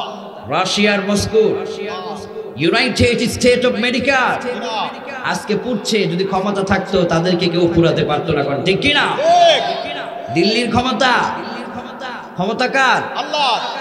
আল্লাহ রাব্বুল আলামিন বলেন তাবারাকাল্লাযী বিয়াদিহিল মুলক ওয়া হুয়া আলা কুল্লি শাইইন কাদির। বরকতময় সেই মহান সত্তা যার হাতে ক্ষমতা আর সকল বিষয়ে একমাত্র ক্ষমতাবান যিনি, তিনি কে? সকল ক্ষমতার উৎস কে? আল্লাহ। সংবিধানে লেখা আছে সকল ক্ষমতার উৎস জনগণ। নাউজুবিল্লাহ বলবেন না? যে সংবিধান বলে সকল ক্ষমতার উৎস জনগণ, ওই সংবিধানকে লাথি মারো। আমার সংবিধান হবে কোরআন। ইসলামের বিরুদ্ধে যেই সংবিধান প্রণীত হয়েছে, আগামীর বাংলাদেশে এই মানব রচিত সংবিধানকে তুচ্ছ করে আল্লাহর কোরআনকে আমরা সংবিধান বানাবো ইনশাআল্লাহ। ক্ষমতার উৎস জনগণ নয়, আমার আল্লাহ পাক ক্ষমতার একমাত্র মালিক, ঠিক কিনা? আল্লাহ রাব্বুল আলামিন বলেন তাবারাকাল্লাযী বিয়াদিহিল মুলকু ওয়া হুয়া আলা কুল্লি শাইইন কাদির। সব ক্ষমতার একমাত্র উৎস তোমার রব, যার হাতে ক্ষমতা আল সকল বিষয় তিনি সর্বশক্তিমান। আল্লাহ কয় আমি কেন শক্তিমান, পরের অংশে তোমাদেরকে জানাই দিচ্ছি। আল্লাহু আকবার। পরের অংশে আল্লাহ কয় আল্লাযী খালাকাল মাউতা ওয়াল হায়াতা লিয়াবলুয়াকুম আইয়ুকুম আহসানু আমালা ওয়া হুয়াল আজিজুল গফুর। আল্লাহ বললেন ক্ষমতা একমাত্র আমার এই কারণে, কেননা আমি তোমাদেরকে বানিয়েছি, সৃষ্টি করেছি। তোমাদের জীবন মৃত্যুর একমাত্র মালিক যিনি, তিনি কে? গোটা দুনিয়াকে চ্যালেঞ্জ করে মানুষের মতো রূপ বানাতে পেরেছে, রোবট বানাতে পেরেছে, কিন্তু আজও পর্যন্ত রূহ কেউ বানাতে পারে নাই। কোন ঠিক কিনা? আল্লাহু আকবার। আল্লাহ বললেন আমি আল্লাহ তোমাদের হায়াতের মালিক, আমি আল্লাহ তোমাদের মওত দিয়া আবার তোমাদেরকে পরকালের জীবনে নিয়ে যাই। সুতরাং এই দুনিয়ার জীবনটা, আল্লাহ বললেন দুনিয়ার জীবনটা হলো একটা পরীক্ষার জায়গা। এখান থেকে প্রস্তুতি নিতে হবে পরকালের জন্য। কে কার থেকে ভালো নেকের কাজ করে, এই দুনিয়াটাই হলো পরীক্ষার একমাত্র কেন্দ্র। আল্লাহু আকবার। How much have you taken preparation for hereafter? তোমাকে এখান থেকে প্রস্তুতি নিতে হবে পরকালের। দুনিয়ার এই রং তামাশা একদিন ফুরিয়ে যাবে, আলো একদিন নিভে যাবে, দু চোখ দিয়ে তুমি একদিন দেখবে না। পরকালের চিত্র তোমার সামনে তুলে ধরা হবে। সুতরাং আল্লাহ বললেন আল্লাযী খালাকাল মাউতা ওয়াল হায়াতা লিয়াবলুয়াকুম আইয়ুকুম আহসানু আমালা। আমি তোমাদেরকে সৃষ্টি করেছি একমাত্র কারণ হলো পরীক্ষা করার জন্য। তোমাদের মধ্য থেকে কে কার থেকে বেশি নেক আমল করে এটা পরীক্ষা করব। যুবকদের ভিতরে কে কার থেকে বেশি নেকের কাজ করে আল্লাহ পরীক্ষা করবেন। সংসারের ভিতরে 5 জন সদস্য, এই 5 জনের ভিতরে কে বেশি নেক আমল করে আল্লাহ পরীক্ষা করবেন। সমাজের ভিতরে 12,000 মানুষ বসবাস করে, 50,000 মানুষ বসবাস করে, একটা ইউনিয়নের ভিতরে হাজার হাজার মানুষের বসবাস। এই হাজারো মানুষের ভিতরে কে কার থেকে নেকের কাজে উত্তম, আল্লাহ পাক এটা পরীক্ষা করার জন্য আমাদেরকে বানিয়েছেন। এমনিতেই আমাদের কাউকে ছেড়ে দেন নাই, ঠিক কি না? কিছু করতে হবে পরকালের জন্য। এজন্য আল্লাহ বললেন শোনো, ওয়াসারিউ ইলা মাগফিরাতিম মির রাব্বিকুম ওয়া জান্নাতিন আরদুহাস সামাওয়াতু ওয়াল আরদ উইদ্দাত লিল মুত্তাকিন। ও দুনিয়ার মানুষেরা, ক্ষমতার জন্য প্রতিযোগিতা করো না। আল্লাহ বলছেন লিয়াবলুয়াকুম আইয়ুকুম আহসানু আমালা, নেক আমলের পথে প্রতিযোগিতা করো। আল্লাহ বললেন দুইটা জিনিসের প্রতিযোগিতা তোমরা বেশি করো।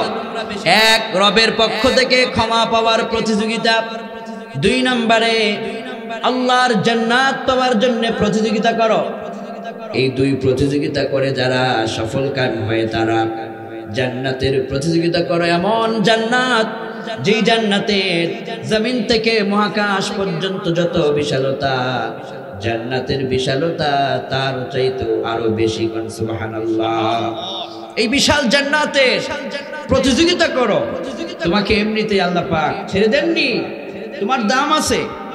তোমার 1 সেকেন্ড, মিনিট, এর ঘন্টা, এর সপ্তাহ, এর দিন, এর মাস, এর বছর দাম আছে তোমার। তোমাকে এমনিতে আল্লাহ পাঠান নাই। আল্লাহ বললেন শোনো, আফাহাসিবতুম আন্নামা খালাকনাকুম আবাসা ওয়া আন্নাকুম ইলাইনা লা তুরজাউন। দুনিয়ার মানুষ কি মনে করেছে তাকে সৃষ্টি করার পরে এমনিতেই ছেড়ে দেওয়া হবে, রবের সামনে সে ফিরে যাবে না? এমনটা কি কেউ মনে করেছে নাকি? না না। আল্লাহ বললেন একদিন তোমাকে মৃত্যু দেব। ক্ষমতা কার? আল্লাহর।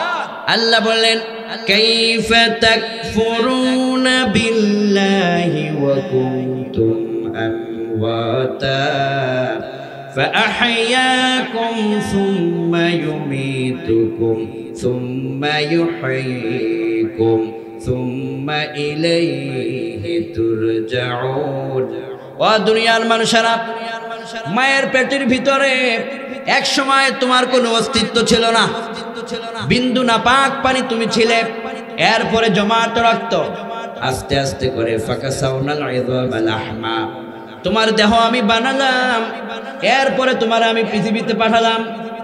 সৃষ্টি করার পরে আবার তোমাকে মৃত্যু দেওয়া হবে, আবার তোমাকে জিন্দা করা হবে। জিন্দা করার পরে আবার তোমাদের সকলকে রবের সামনে তোমাদেরকে তুলে ধরা হবে। দুনিয়ার 1 সেকেন্ড সময় থেকে শুরু করে এর ঘন্টা, এর দিন, এর প্রত্যেকটা সপ্তাহ, প্রতিটা মাস, প্রতিটা বছর, জীবনের প্রতিটা মুহূর্ত রবের দরবারে হিসাব দিতে হবে। আল্লাহ বললেন বান্দারে শোনো, এমনিতেই তোমাকে ছেড়ে দেওয়ার জন্য আমি আল্লাহ বানাই নাই। মা খালাকাতুল জিন্না ওয়াল ইনসা ইল্লা লিয়াবুদুন। ইবাদতের জন্যই তোমাদেরকে বানানো হয়েছে। আমরা যদি বলি আল্লাহ আমরা তোমার ইবাদত কেন করব? আল্লাহ বললেন ইয়া আইয়ুহান নাসু উবুদু রাব্বাকুমুল্লাযী খালাকাকুম ওয়াল্লাযীনা মিন ক্বাবলিকুম লাআল্লাকুম তাত্তাকুন। ও দুনিয়ার মানুষেরা, উবুদু রাব্বাকুম, আমরা ইবাদত করব যার, তিনি কে? আপনারা এত আস্তে বলতেছেন, মনে হচ্ছে খুব ক্লান্ত হয়ে পড়েছেন। ইবাদত করব যার, তিনি কে? আল্লাহর। কার জন্য সেজদা দিব? আল্লাহর। আল্লাহ কয় উবুদু রাব্বাকুম, worship your Lord. To make partnership with Allah is great sin. আমার ইবাদত করবা কিন্তু শিরিক করবা না, মাজারে গিয়া সেজদা করবা না, পীরের সামনে সেজদা করবা না, অমুক বাবার দরবারে গিয়া বলবা না ইয়া খাজা বাবা মেরে মতলব কে পুরা কর দেয়া। খাজা বাবা তোমার মতলব পুরা করতে পারে না, কোনো বাবা তোমার মতলব পুরা করতে পারে না। তোমার জীবনের সকল আশা পূরণ করতে পারেন যিনি, তিনি কে? আল্লাহ। উবুদু রাব্বাকুম, তোমার রবের গোলামি করো। এরপরে আল্লাহ বললেন শোনো, আল্লাযী খালাকাকুম ওয়াল্লাযীনা মিন ক্বাবলিকুম লাআল্লাকুম তাত্তাকুন। আমার ইবাদত যারাই করবে তাদের প্রত্যেককে আমি আল্লাহ তাকওয়ার সাগরে কবুল করে নিব। এরা সবাই হবে আল্লাহর ওয়ালি। আল্লাহু আকবার। ইবাদত করলে ওলি হতে পারবে, ইবাদত ছাড়া ওলি হওয়া যাবে না। কিন্তু আমাদের কিছু ভাইরা যে বলে মনের নামাজ বড় নামাজ, বাস্তবে নামাজ লাগে না, সেজদা দেওয়া লাগে না, এরকম ভণ্ড আছে না নাই? মাজারে সেজদা নেয়, মান্নত নেয়, আগরবাতি মোমবাতি জ্বালায়া চুল বড় বড় রেখে সেখানে নারী পুরুষ নাচানাচি করে, এরকম ভণ্ড আছে না নাই?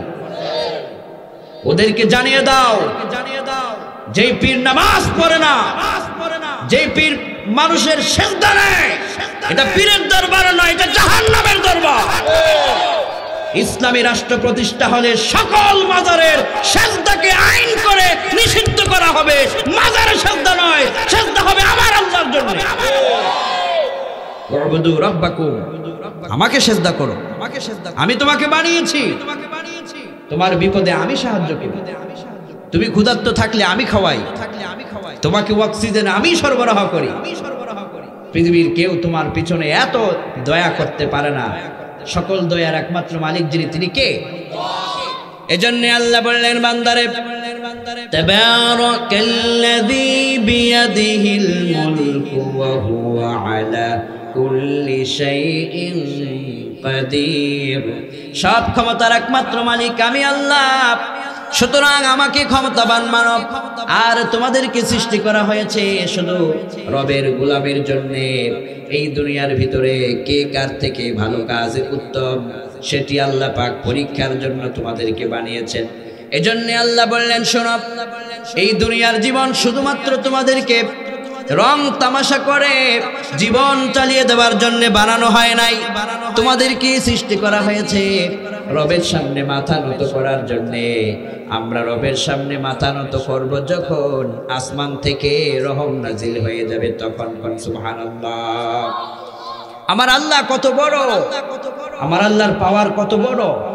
বর্তমান পৃথিবীতে আধুনিক বিজ্ঞান আমার আল্লাহর শক্তি পাওয়ার নিয়ে গবেষণা করেছে। কোন আল্লাহু আকবার। পৃথিবীতে বর্তমান দুনিয়ার বিজ্ঞানীরা, কিছু নাস্তিক বিজ্ঞানীরা বলতো দেয়ার ইজ নো গড, আল্লাহ বলতে কিছু নাই।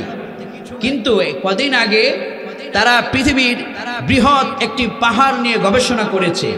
এই পাহাড় নিয়ে গবেষণা করে তারা বলছেন there is no God except Allah who created man from an embryo, right, and Allah is the most beneficent. তারা পাহাড়কে গবেষণা করে বলছে এই পাহাড়ের প্রান্তে যেখানে আমরা তাকাই সেখানেই আমরা সৃষ্টিকর্তা আল্লাহকে দেখতে পাই। কোন আল্লাহু আকবার। এই পাহাড়টি রয়েছে চীন দেশে, চীনের জাংহাই সিটিতে এই পাহাড়টি অবস্থিত। এই পাহাড়টির কালার হচ্ছে, একসাথে পাহাড়ের কালার 7টি। বিশাল মাউন্ট, বিগ মাউন্ট। সমুদ্র পৃষ্ঠ থেকে এই পাহাড়ের উচ্চতা 16,000 ফিট। এই 16,000 ফিট এত বিশাল পাহাড়, পাহাড়ের কালারই 7টা।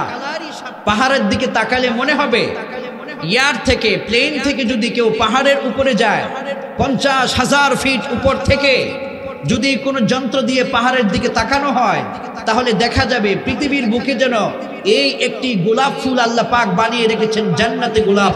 আল্লাহু আকবার। নানান রঙের এই পাহাড়। আজকের পৃথিবীর বিজ্ঞানীরা 7 কালারের এই পাহাড়টিকে গবেষণা করে আল্লাহর সন্ধান পেয়েছে। আল্লাহু আকবার। বিজ্ঞানী ফ্রাঙ্ক প্রেস, ইন্টারন্যাশনাল সায়েন্টিস্ট, তিনি এই পাহাড় নিয়ে গবেষণা করেছেন। ফ্রাঙ্ক প্রেস তিনি লিখেছেন তার আর্টিকেলে যে আমি জীবনে বহু পাহাড় গবেষণা করেছি, কিন্তু এই পাহাড়, চীনের এই 7 কালারের পাহাড় আমাকে ভাবতে শিখিয়েছে, রবকে শিখাতে সাহায্য করেছে। উনি লিখেছেন যে এই পাহাড়টি শুধুমাত্র পাহাড় নয়, বরং আল্লাহ যে পৃথিবীতে আছে তার বরত্বের, শ্রেষ্ঠত্বের প্রমাণ। কোন আল্লাহু আকবার। আল্লাহ আসমান থেকে কয়, রে দুনিয়ার মানুষেরা, যখনই তোমাকে শয়তান ধোঁকা দেয়, মনে করবা তোমার রব বড় না, ওই সময় পাহাড়ের দিকে তাকাবা, তখন তোমার ঈমান বেড়ে যাবে যে পাহাড় যে আল্লাহ এত বড় বানাতে পারে, না জানি সে আল্লাহ কত বড়। আল্লাহু আকবার। আল্লাহ কয়, ওয়াজআলনা ফিল আরদি রাওয়াসিয়া আন তামিদা বিহিম ওয়াজআলনা ফিহা ফিজাজান লাআল্লাহুম ইয়াহতাদুন। ও দুনিয়ার মানুষেরা, আমি আল্লাহ জমিনের উপরে সুদৃঢ় পাহাড়কে আমি আল্লাহ পাক নিজে বানিয়েছি। আল্লাহু আকবার। আমরা বললাম পাহাড়গুলো কেন বানিয়েছেন? আল্লাহ কয় তোমাদের যে এই যে বিশাল মাহফিলের প্যান্ডেল বানালা, এই প্যান্ডেলের ভিতরে খুঁটি আছে না নাই? খুঁটির কাজ হলো প্যান্ডেলকে দাঁড় করায় রাখবে, বাতাস আসলে যেন প্যান্ডেল হেলে দুলে পড়ে না যায়। এই যে ক্যামেরা দাঁড় করানো, ক্যামেরার ভিতরে পিলার গেড়ে রাখার জন্য, দাঁড়িয়ে রাখার জন্য আছে না নাই? এবার যদি একজন ক্যামেরাম্যান ক্যামেরাটা এভাবে রেখে চলে যায়, ক্যামেরা কি থাকবে নাকি ভেঙে যাবে? বিজ্ঞান কয় এই পাহাড় তোমার রবকে চিনিয়ে দেয়। তোমার বাড়ি, তোমার ফাউন্ডেশন, তোমার যে বাড়ি করো, বিল্ডিং করো, দালান করো, এই দালানের পিলার আছে না নাই? পিলার আছে। পিলারটা কেন দেওয়া হয়? যেন বিল্ডিং হেলে দুলে পড়ে না যায়। পৃথিবীরও একটা পিলার আছে। আল্লাহু আকবার।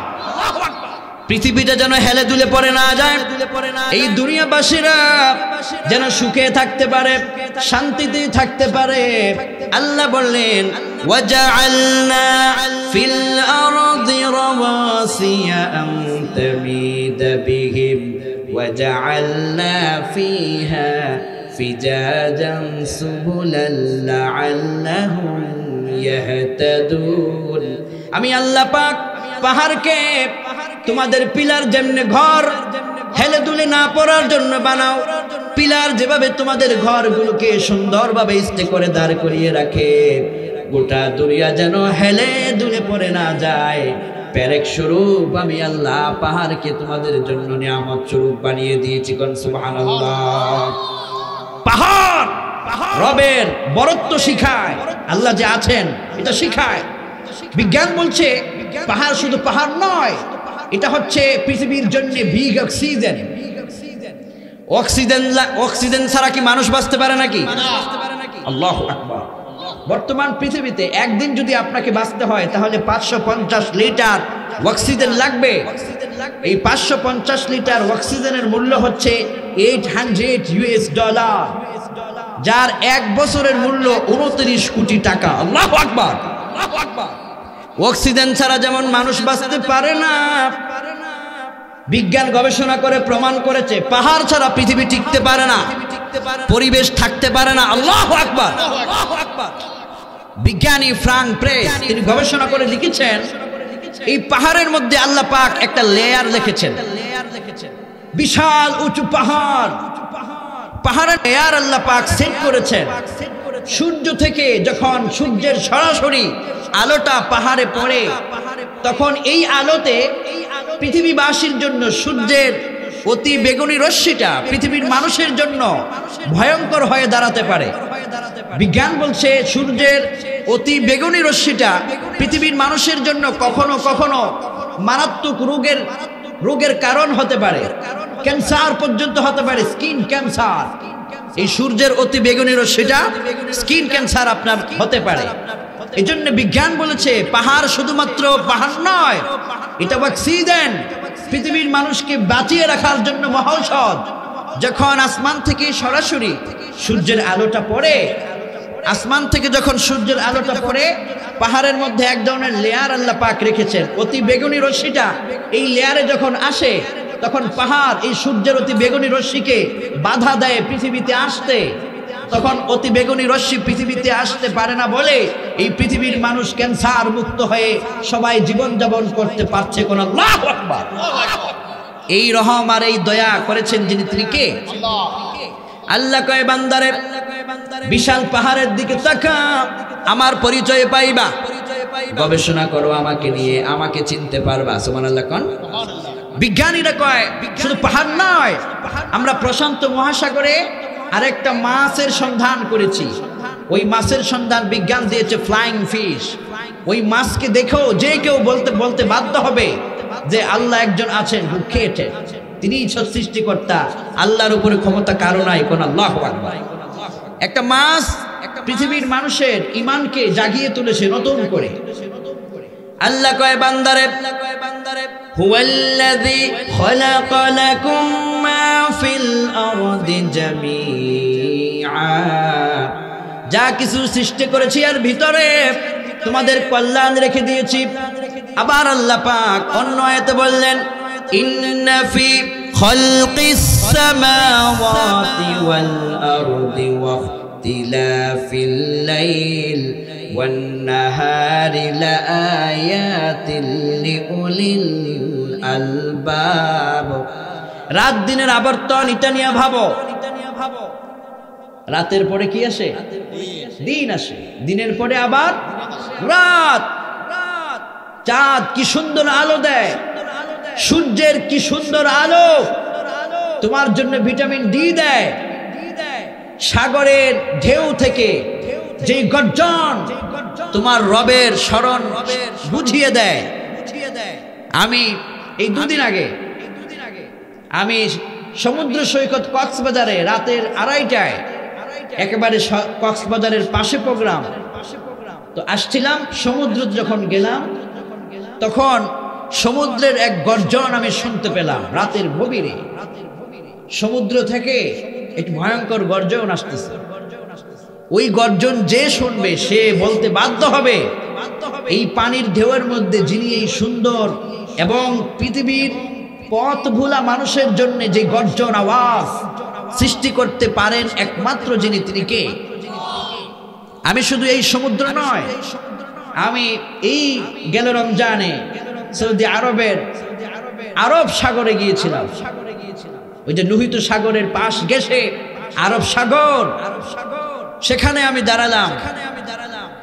সমুদ্রের ঢেউ অটোমেটিক বলে দেয় যে এই ঢেউটা পৃথিবীর নাসা থেকে এই ঢেউটাকে একটার পরে একটা সিস্টেমে আনা হচ্ছে না। দেখবেন ঢেউটা এইভাবে হেলে দুলে এইভাবে যায়, দেখলেই সৃষ্টি হবে, মনে হবে পৃথিবীর কেউ এই ঢেউ বানায় নাই। আমি যখন আরব সাগরের মধ্যে দাঁড়ালাম, বিশাল আরব সাগর দেখলাম। একটু পরে পরে যখন এভাবে করে ঢেউ চলে আসে, পৃথিবীর মানুষকে ঢেউ যেন বলে দেয় এই সুন্দর ঢেউ একটার পরে একটা পৃথিবীর কোন রাজা বাদশারা বানায় নাই, একমাত্র বানান যিনি, তিনি কে? এই দুনিয়ার দৃষ্টান্ত দেখলে তোমার রবের কথা মনে পড়বে। এজন্য বিজ্ঞানীরা প্রশান্ত মহাসাগর যখন সফর করেছে তখন তারা কোরআনের ওই আয়াতকে গবেষণা করেছে যেখানে আল্লাহ বলেছেন এই সৃষ্টির দিকে তাকালে রবের সন্ধান পাওয়া যায়। বিজ্ঞানীরা বলেছেন একটি মাছের সন্ধান তারা পেয়েছেন, ওই মাছের নাম দিয়েছে তারা ফ্লাইং ফিশ। তার বাংলা অর্থ হচ্ছে উড়ন্ত মাছ। মাছ কি কখনো উঠতে পারে? আপনারা দেখেছেন কেউ? আপনাদের এই কুমিল্লাতে কেউ কি মাছ উঠতে দেখেছে? কিন্তু প্রশান্ত মহাসাগরে বিজ্ঞান দেখেছে একটি মাছ প্লেনের মতো টেক অফ হচ্ছে। প্লেন যেভাবে টেক অফ হয় উপরের দিকে 3000, 16,000 domestic flight, international flight 50,000, 60,000 feet উপরে যখন টেক অফ হয়, এই প্লেনের মতো মাছটি আকাশের দিকে টেক অফ হচ্ছে এবং মাছের গতি হচ্ছে ঘন্টায় 70 কিলোমিটার তার দূরত্ব বেগ। বিজ্ঞান দেখে অবাক হলো মাছ আকাশে কিভাবে ওড়ে। এটার পিছনে বিজ্ঞান গবেষণা করতে লাগলো। মাছটাকে দেখতেও প্লেনের মতো লেগেছে, আমি দেখেছি মাছটাকে দেখতে প্লেনের মতো। বিজ্ঞানীরা এই ফ্লাইং ফিশ গবেষণা করে আল্লাহর ক্ষমতা বুঝতে পেরেছে। বিজ্ঞানীরা প্রশান্ত মহাসাগরে যখন দেখলো ফ্লাইং ফিশ প্রশান্ত মহাসাগর থেকে এইরকম করে উপরের দিকে উড্ডয়ন হলো, এরপরে টেক আপ হয়ে ঘন্টায় 70 কিলোমিটার বেগে আসমানের দিকে উঠতে লাগলো। আবার যখন প্লেন ল্যান্ড করে এইরকম করে আবার সেই মাছটা আবার প্রশান্ত মহাসাগরে ল্যান্ড করে ডুব মারলো। আল্লাহু আকবার। বিজ্ঞান তারপরে এই মাছটাকে ধরলেন, গবেষণা করলেন। বিজ্ঞানের দাবি হলো হয়তো এই মাছের ভিতরে ইঞ্জিন আছে, এই মাছের ভিতরে পাইলট আছে, কেবিন ক্রু, এয়ার ক্রু এগুলো আছে। প্লেন চালাতে হলে পাইলটের প্রয়োজন হয় না? Cabin crew, air crew, engine এগুলোর প্রয়োজন হয়।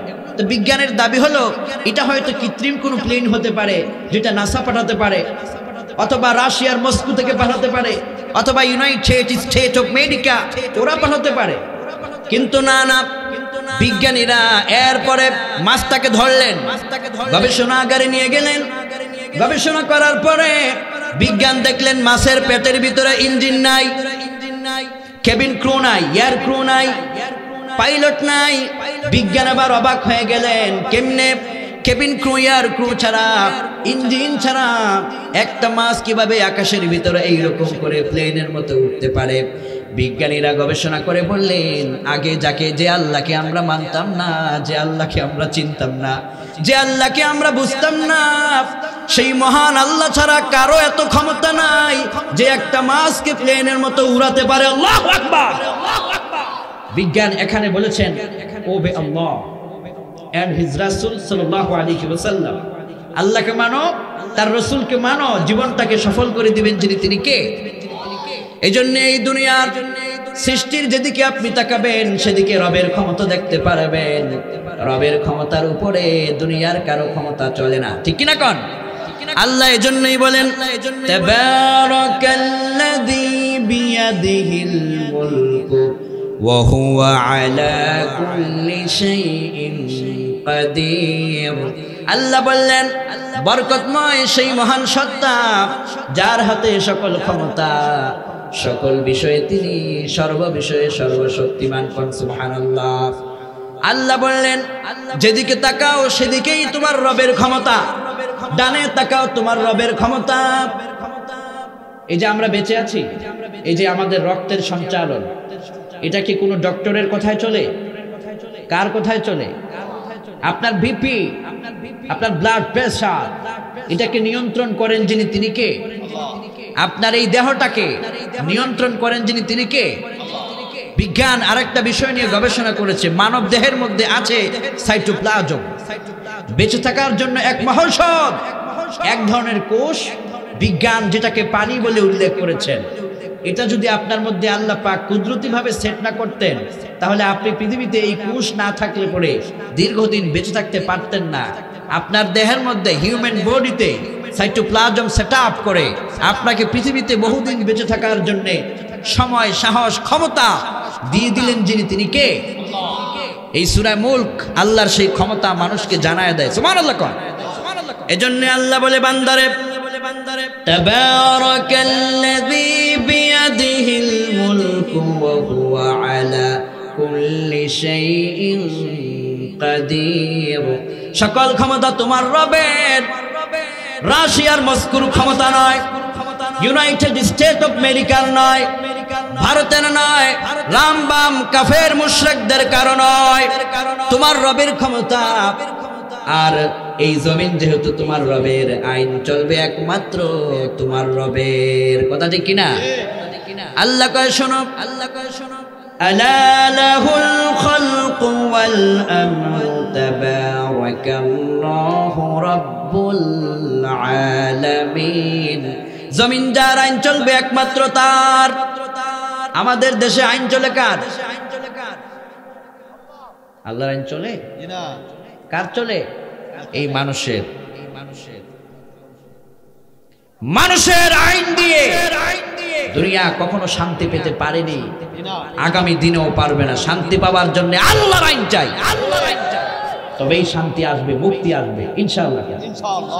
আল্লাহ সূরা মুলকে আরো কয়, ও আমার বান্দারা, আমার ক্ষমতা সম্পর্কে তোমাদের ধারণা নাই, এই জন্যে মানুষের একটু চিকচিক ক্ষমতা দেখলেই তোমার মনে হয় ওদের ক্ষমতা মনে হয় বেশি। আল্লাহ কয় না না, আমার তোমার রবের ক্ষমতার উপরে কারো ক্ষমতা নাই। বিজ্ঞানীরা প্রাণী জগতের আরেকটি বিষয় নিয়ে তারা অবজার্ভ করেছেন।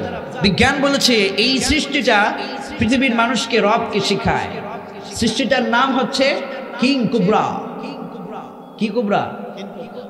সবাই বলেন কি কোবরা? King cobra. দেখেছেন? এটা এক ধরনের সাপ, কিং কোবরা সাপ। এটা ভয়ঙ্কর সাপ, কিন্তু বিজ্ঞানের দাবি এই সাপ মানুষকে আল্লাহর কথা শিখিয়ে দেয়। সুবহানাল্লাহ। শুধু পৃথিবীর সৃষ্টি দেখবেন না, এখান থেকে শিখবেন। বিজ্ঞান কয় আমরা যখন এই বিগ কিং কোবরাকে দেখলাম, তার মধ্যে আল্লাহর সৃষ্টির নিদর্শন খুঁজে পেলাম। এইভাবে পৃথিবীতে আরেকটি প্রাণী আছে, ওই প্রাণীটা হচ্ছে মরুভূমির জাহাজ। নাম কি? মাশাআল্লাহ, অডিয়েন্স স্ট্রং, স্মার্ট, কুমিল্লাই স্মার্ট। আলহামদুলিল্লাহ, আলহামদুলিল্লাহ। কুমিল্লার ছেলেটা অনেক স্মার্ট, ওরা জ্ঞানবান, ওদের পার্সোনালিটি আছে। আলহামদুলিল্লাহ, আলহামদুলিল্লাহ। এই উটকে মরুভূমির জাহাজ বলা হচ্ছে। বিজ্ঞান কিং কোবরা এবং ওট দুটোকে গবেষণা করে এই দুটোর ভিতরে এক ধরনের অলৌকিক ফ্যাক্টরির সন্ধান পেয়েছেন। যে এই ওট এবং কিং কোবরার এর ভিতরে অলৌকিক ফ্যাক্টরির সন্ধান বিজ্ঞান পেয়েছেন। বিজ্ঞানের এই গবেষণা বলছে এর ভিতরে আল্লাহ পাক পৃথিবীর মানুষের জন্য বেঁচে থাকার মহাঔষধের একটি মেডিসিনের কারখানা বা ফ্যাক্টরি এই উটের পেটের মধ্যে আল্লাহ পাক সেটআপ করেছে। কোন আল্লাহু আকবার। অবাক হবে আপনার কাছে, কিন্তু আমাদের গবেষণা বলছে, বিজ্ঞানের গবেষণা বলছে, বিজ্ঞান ওই আয়াত নিয়ে গবেষণা করেছে। আল্লাহ বললেন, আফালা ইয়ানজুরুনা ইলাল ইবিলি কাইফা খুলিকাত ওয়া ইলাস সামাই কাইফা রুফিআত وإلى الجبال كيف نصبت وإلى الأرض كيف سطحت فذكر إنما أنت مذكر لست عليهم بمسيطر الله بولن أفلا ينظرون إلى الإبل كيف خلقت উটরে কেমনে বানাইলাম তারা কি দেখে না? উট দেখছেন কখনো? আল্লাহ কয় উটের ভিতরে তোমার রবের পরিচয় দিয়ে দিয়েছেন যিনি, তিনি কে? বিজ্ঞান কয় এই উটের এক সময় এক ধরনের রোগ হয়, এই রোগ থেকে তাকে বাঁচাবার জন্য পৃথিবীর ডক্টর একটা বিশেষ প্রক্রিয়ায় ঔষধ দেয় তাকে, এটা না দিলে উট মরে যায়। মরুভূমির জাহাজ এই উট পৃথিবীর মানুষের জন্য কল্যাণময় এক প্রাণী। পৃথিবীর মানুষকে সে বহন করে, মানুষের দ্রব্যাদি বহন করে, সম্পদ বহন করে। আমি মদিনায় উটে চড়েছি, আমি দেখেছি মদিনায় ওয়াদি আল জিন একটি পাহাড় আছে, সেখানে উটে আমি চড়েছি, আমি দেখেছি। তো এই উটকে বিজ্ঞান গবেষণা করে বলছে যখন সে অসুস্থ হয়, তাকে যখন সুস্থ করতে হয়, ওই যে বললাম বিশাল ভয়ঙ্কর সাপ কিং কোবরা, এটাকে জীবিত উটকে খেতে হবে, এটাই তার ঔষধ। আপনারা হয়তো অবাক হচ্ছেন যে এই জীবিত একটা প্রাণী উট জীবিত আরেকটা সাপকে কি করে খায়, কিন্তু বিজ্ঞানের এই গবেষণায় আল্লাহর পরিচয় পৃথিবীতে আরো বেশি দৃশ্যমান হচ্ছে। বিজ্ঞান বলছে যখন এই উট অসুস্থ হয়, কিং কোবরা বিষাক্ত সাপটাকে উটের মুখের উপর দিয়ে দেওয়া হয়, উট এটাকে জীবন্ত খেয়ে ফেলে। খাবার পরে কুদরতি এক ধরনের পানি এই কিং কোবরা সাপ থেকে উটের পেটের ভিতরে নির্গত হয়, এবং উটের পেটের ভিতরে আরেক ধরনের পানি আল্লাহ পাক কুদরতিভাবে রেখে দেন। কিং কোবরা সাপের পানি আর উটের পানি দুটোতে একসাথে সেখানে হলে ওই জায়গাটাতে এক ধরনের মেডিসিনের ফ্যাক্টরি আল্লাহ পাক কুদরতিভাবে রেখেছেন। ওই জায়গার মধ্যে উটের ভিতরের পেটের পানি আর কিং কোবরার পেটের পানি দুটোতে মিলে একটি ঔষধ সেখানে তৈরি হয়। এখন এই ঔষধ পৃথিবীর মানুষের জন্য বেঁচে থাকার জন্য মহৌষধ। এখন বিজ্ঞান এই ঔষধকে কিভাবে বের করবেন পৃথিবীতে, আল্লাহর কুদরত, আল্লাহর পাওয়ার ক্ষমতা কত বেশি।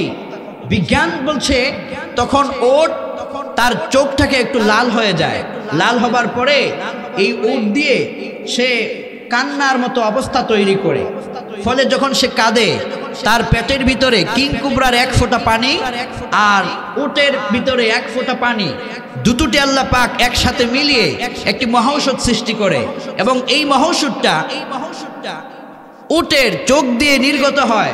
বিজ্ঞানীরা এই পানিটাকে সরবরাহ করে, সংরক্ষণ করে, বিশেষ প্রক্রিয়ার মাধ্যমে একটা মেডিসিন বানায়, যেই মেডিসিনের মূল্য পৃথিবীতে কোটি কোটি টাকা। মেডিসিনের কাজ কি? যখন একজন মানুষকে বিষাক্ত সাপ কিংবা ভয়ঙ্কর বিষ যখন মানুষের মধ্যে আক্রমণ হয়, মানুষটা যখন মরে যেতে লাগছে, এই সময় যদি এই মেডিসিনকে তারা দেওয়া যায় তাহলে মানুষের জীবনটা বেঁচে যায়। কোন আল্লাহু আকবার। পৃথিবীর মানুষকে বাঁচানোর জন্য কিং কোবরা সাপ আর উটের পেটের ভিতরে 2 ফোঁটা নির্ঘিত ওয়াক্স 2 ফোঁটা নির্গত মেডিসিন আল্লাহ পাক কিভাবে সাহায্য করে পৃথিবীর মানুষের জন্য বের করে দেয়, এটাই যদি কেউ চিন্তা করে তাহলে সন্ধান পাবে যার তিনি কে? আল্লাহ। এই জন্য কয় বান্দারে পৃথিবীর সব ক্ষমতার উপরে তোমার রবের ক্ষমতা।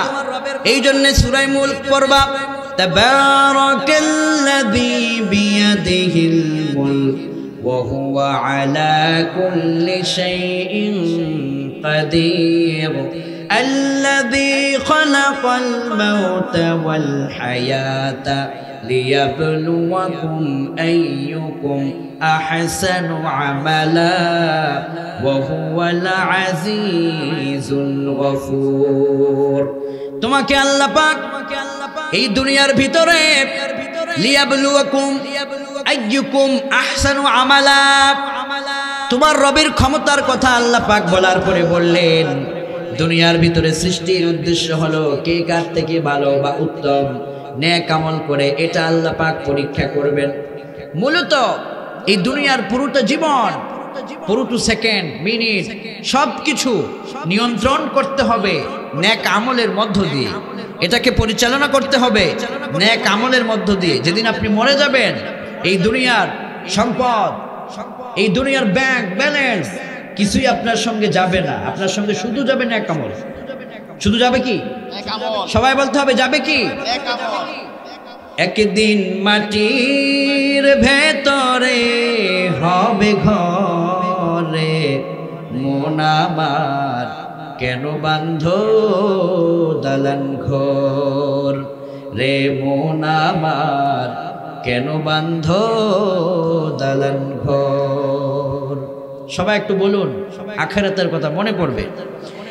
একদিন মাটির ভেতরে হবে ঘরে, মন আমার কেন বাঁধো দালান ঘর রে, মন আমার কেন বাঁধো দালান ঘর। প্রাণ পাখি উড়ে যাবে পিঞ্জর ছেড়ে, ধরাধাম সবই রবে ও তুমি যাবে চলে। প্রাণ পাখি উড়ে যাবে পিঞ্জর ছেড়ে, ধরাধাম সবই রবে তুমি যাবে চলে। তোমার বন্ধু বান্ধব যত, মাতা পিতা দ্বারা সুত, সকলেই হবে তোমার পরে, মন আমার কেন বাঁধো দালান ঘর রে, মন আমার কেন বাঁধো দালান ঘর। একদিন মাটির ভেতরে হবে ঘরে, মন আমার কেন বাঁধো দালান ঘর রে, মন আমার কেন বাঁধো দালান ঘর। চিল্লা এখন ঠিক কিনা? সব ফুরিয়ে যাবে।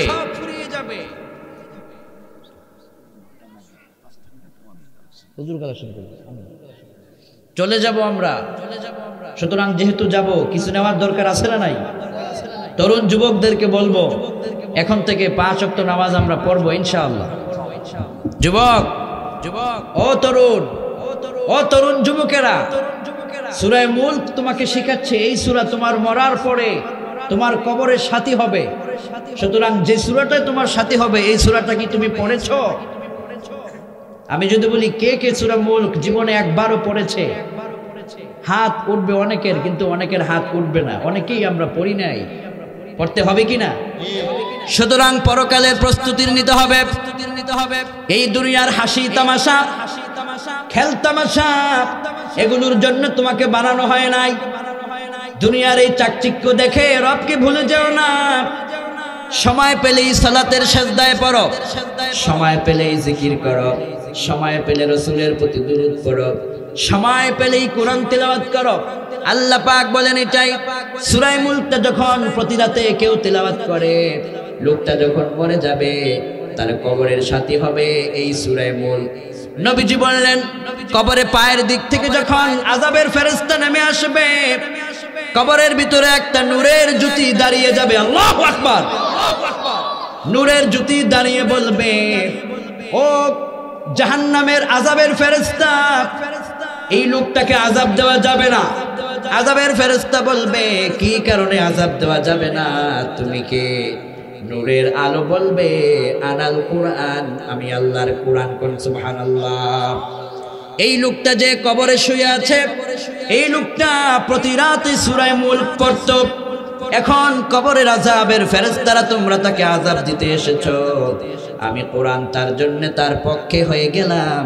এই কোরআন আমি থাকা অবস্থায় তাকে এক বিন্দু পরিমাণ আযাব দেওয়া যাবে না, যাবে না, যাবে না। এই জন্যে প্রতিদিন এই সূরাটিকে আমরা পড়ব। সূরা মুলক আমাদেরকে এটা শেখায় পরকালের প্রস্তুতি নিতে, আখিরাতের প্রস্তুতি নিতে। এই জন্য আখিরাতের প্রস্তুতির জন্য 5 ওয়াক্ত সালাত ছাড়ব না, রমজানের রোজা ছাড়ব না, আদর্শ চরিত্র রাসূলকে বানাবো চরিত্র, আমার ideal leader of the world আমার রাসূল সাল্লাল্লাহু আলাইহি ওয়াসাল্লাম। এভাবে করে সূরা মুলক থেকে আমাদেরকে শিক্ষা গ্রহণ করতে হবে। সূরা মুলক আমাদেরকে শিখায় রবের কাছাকাছি যেতে। আল্লাহ তুমি আমাদেরকে তৌফিক দিও, কোন আমিন। এই বিশাল জনতাকে তুমি কোরআনের জন্য কবুল করো, সবাই বলি আমিন। এই বিশাল তরুণ জনতার কাছে আমি জানতে চাই, আগামী দিন ফজরের নামাজ আমরা পড়ব তো ইনশাআল্লাহ?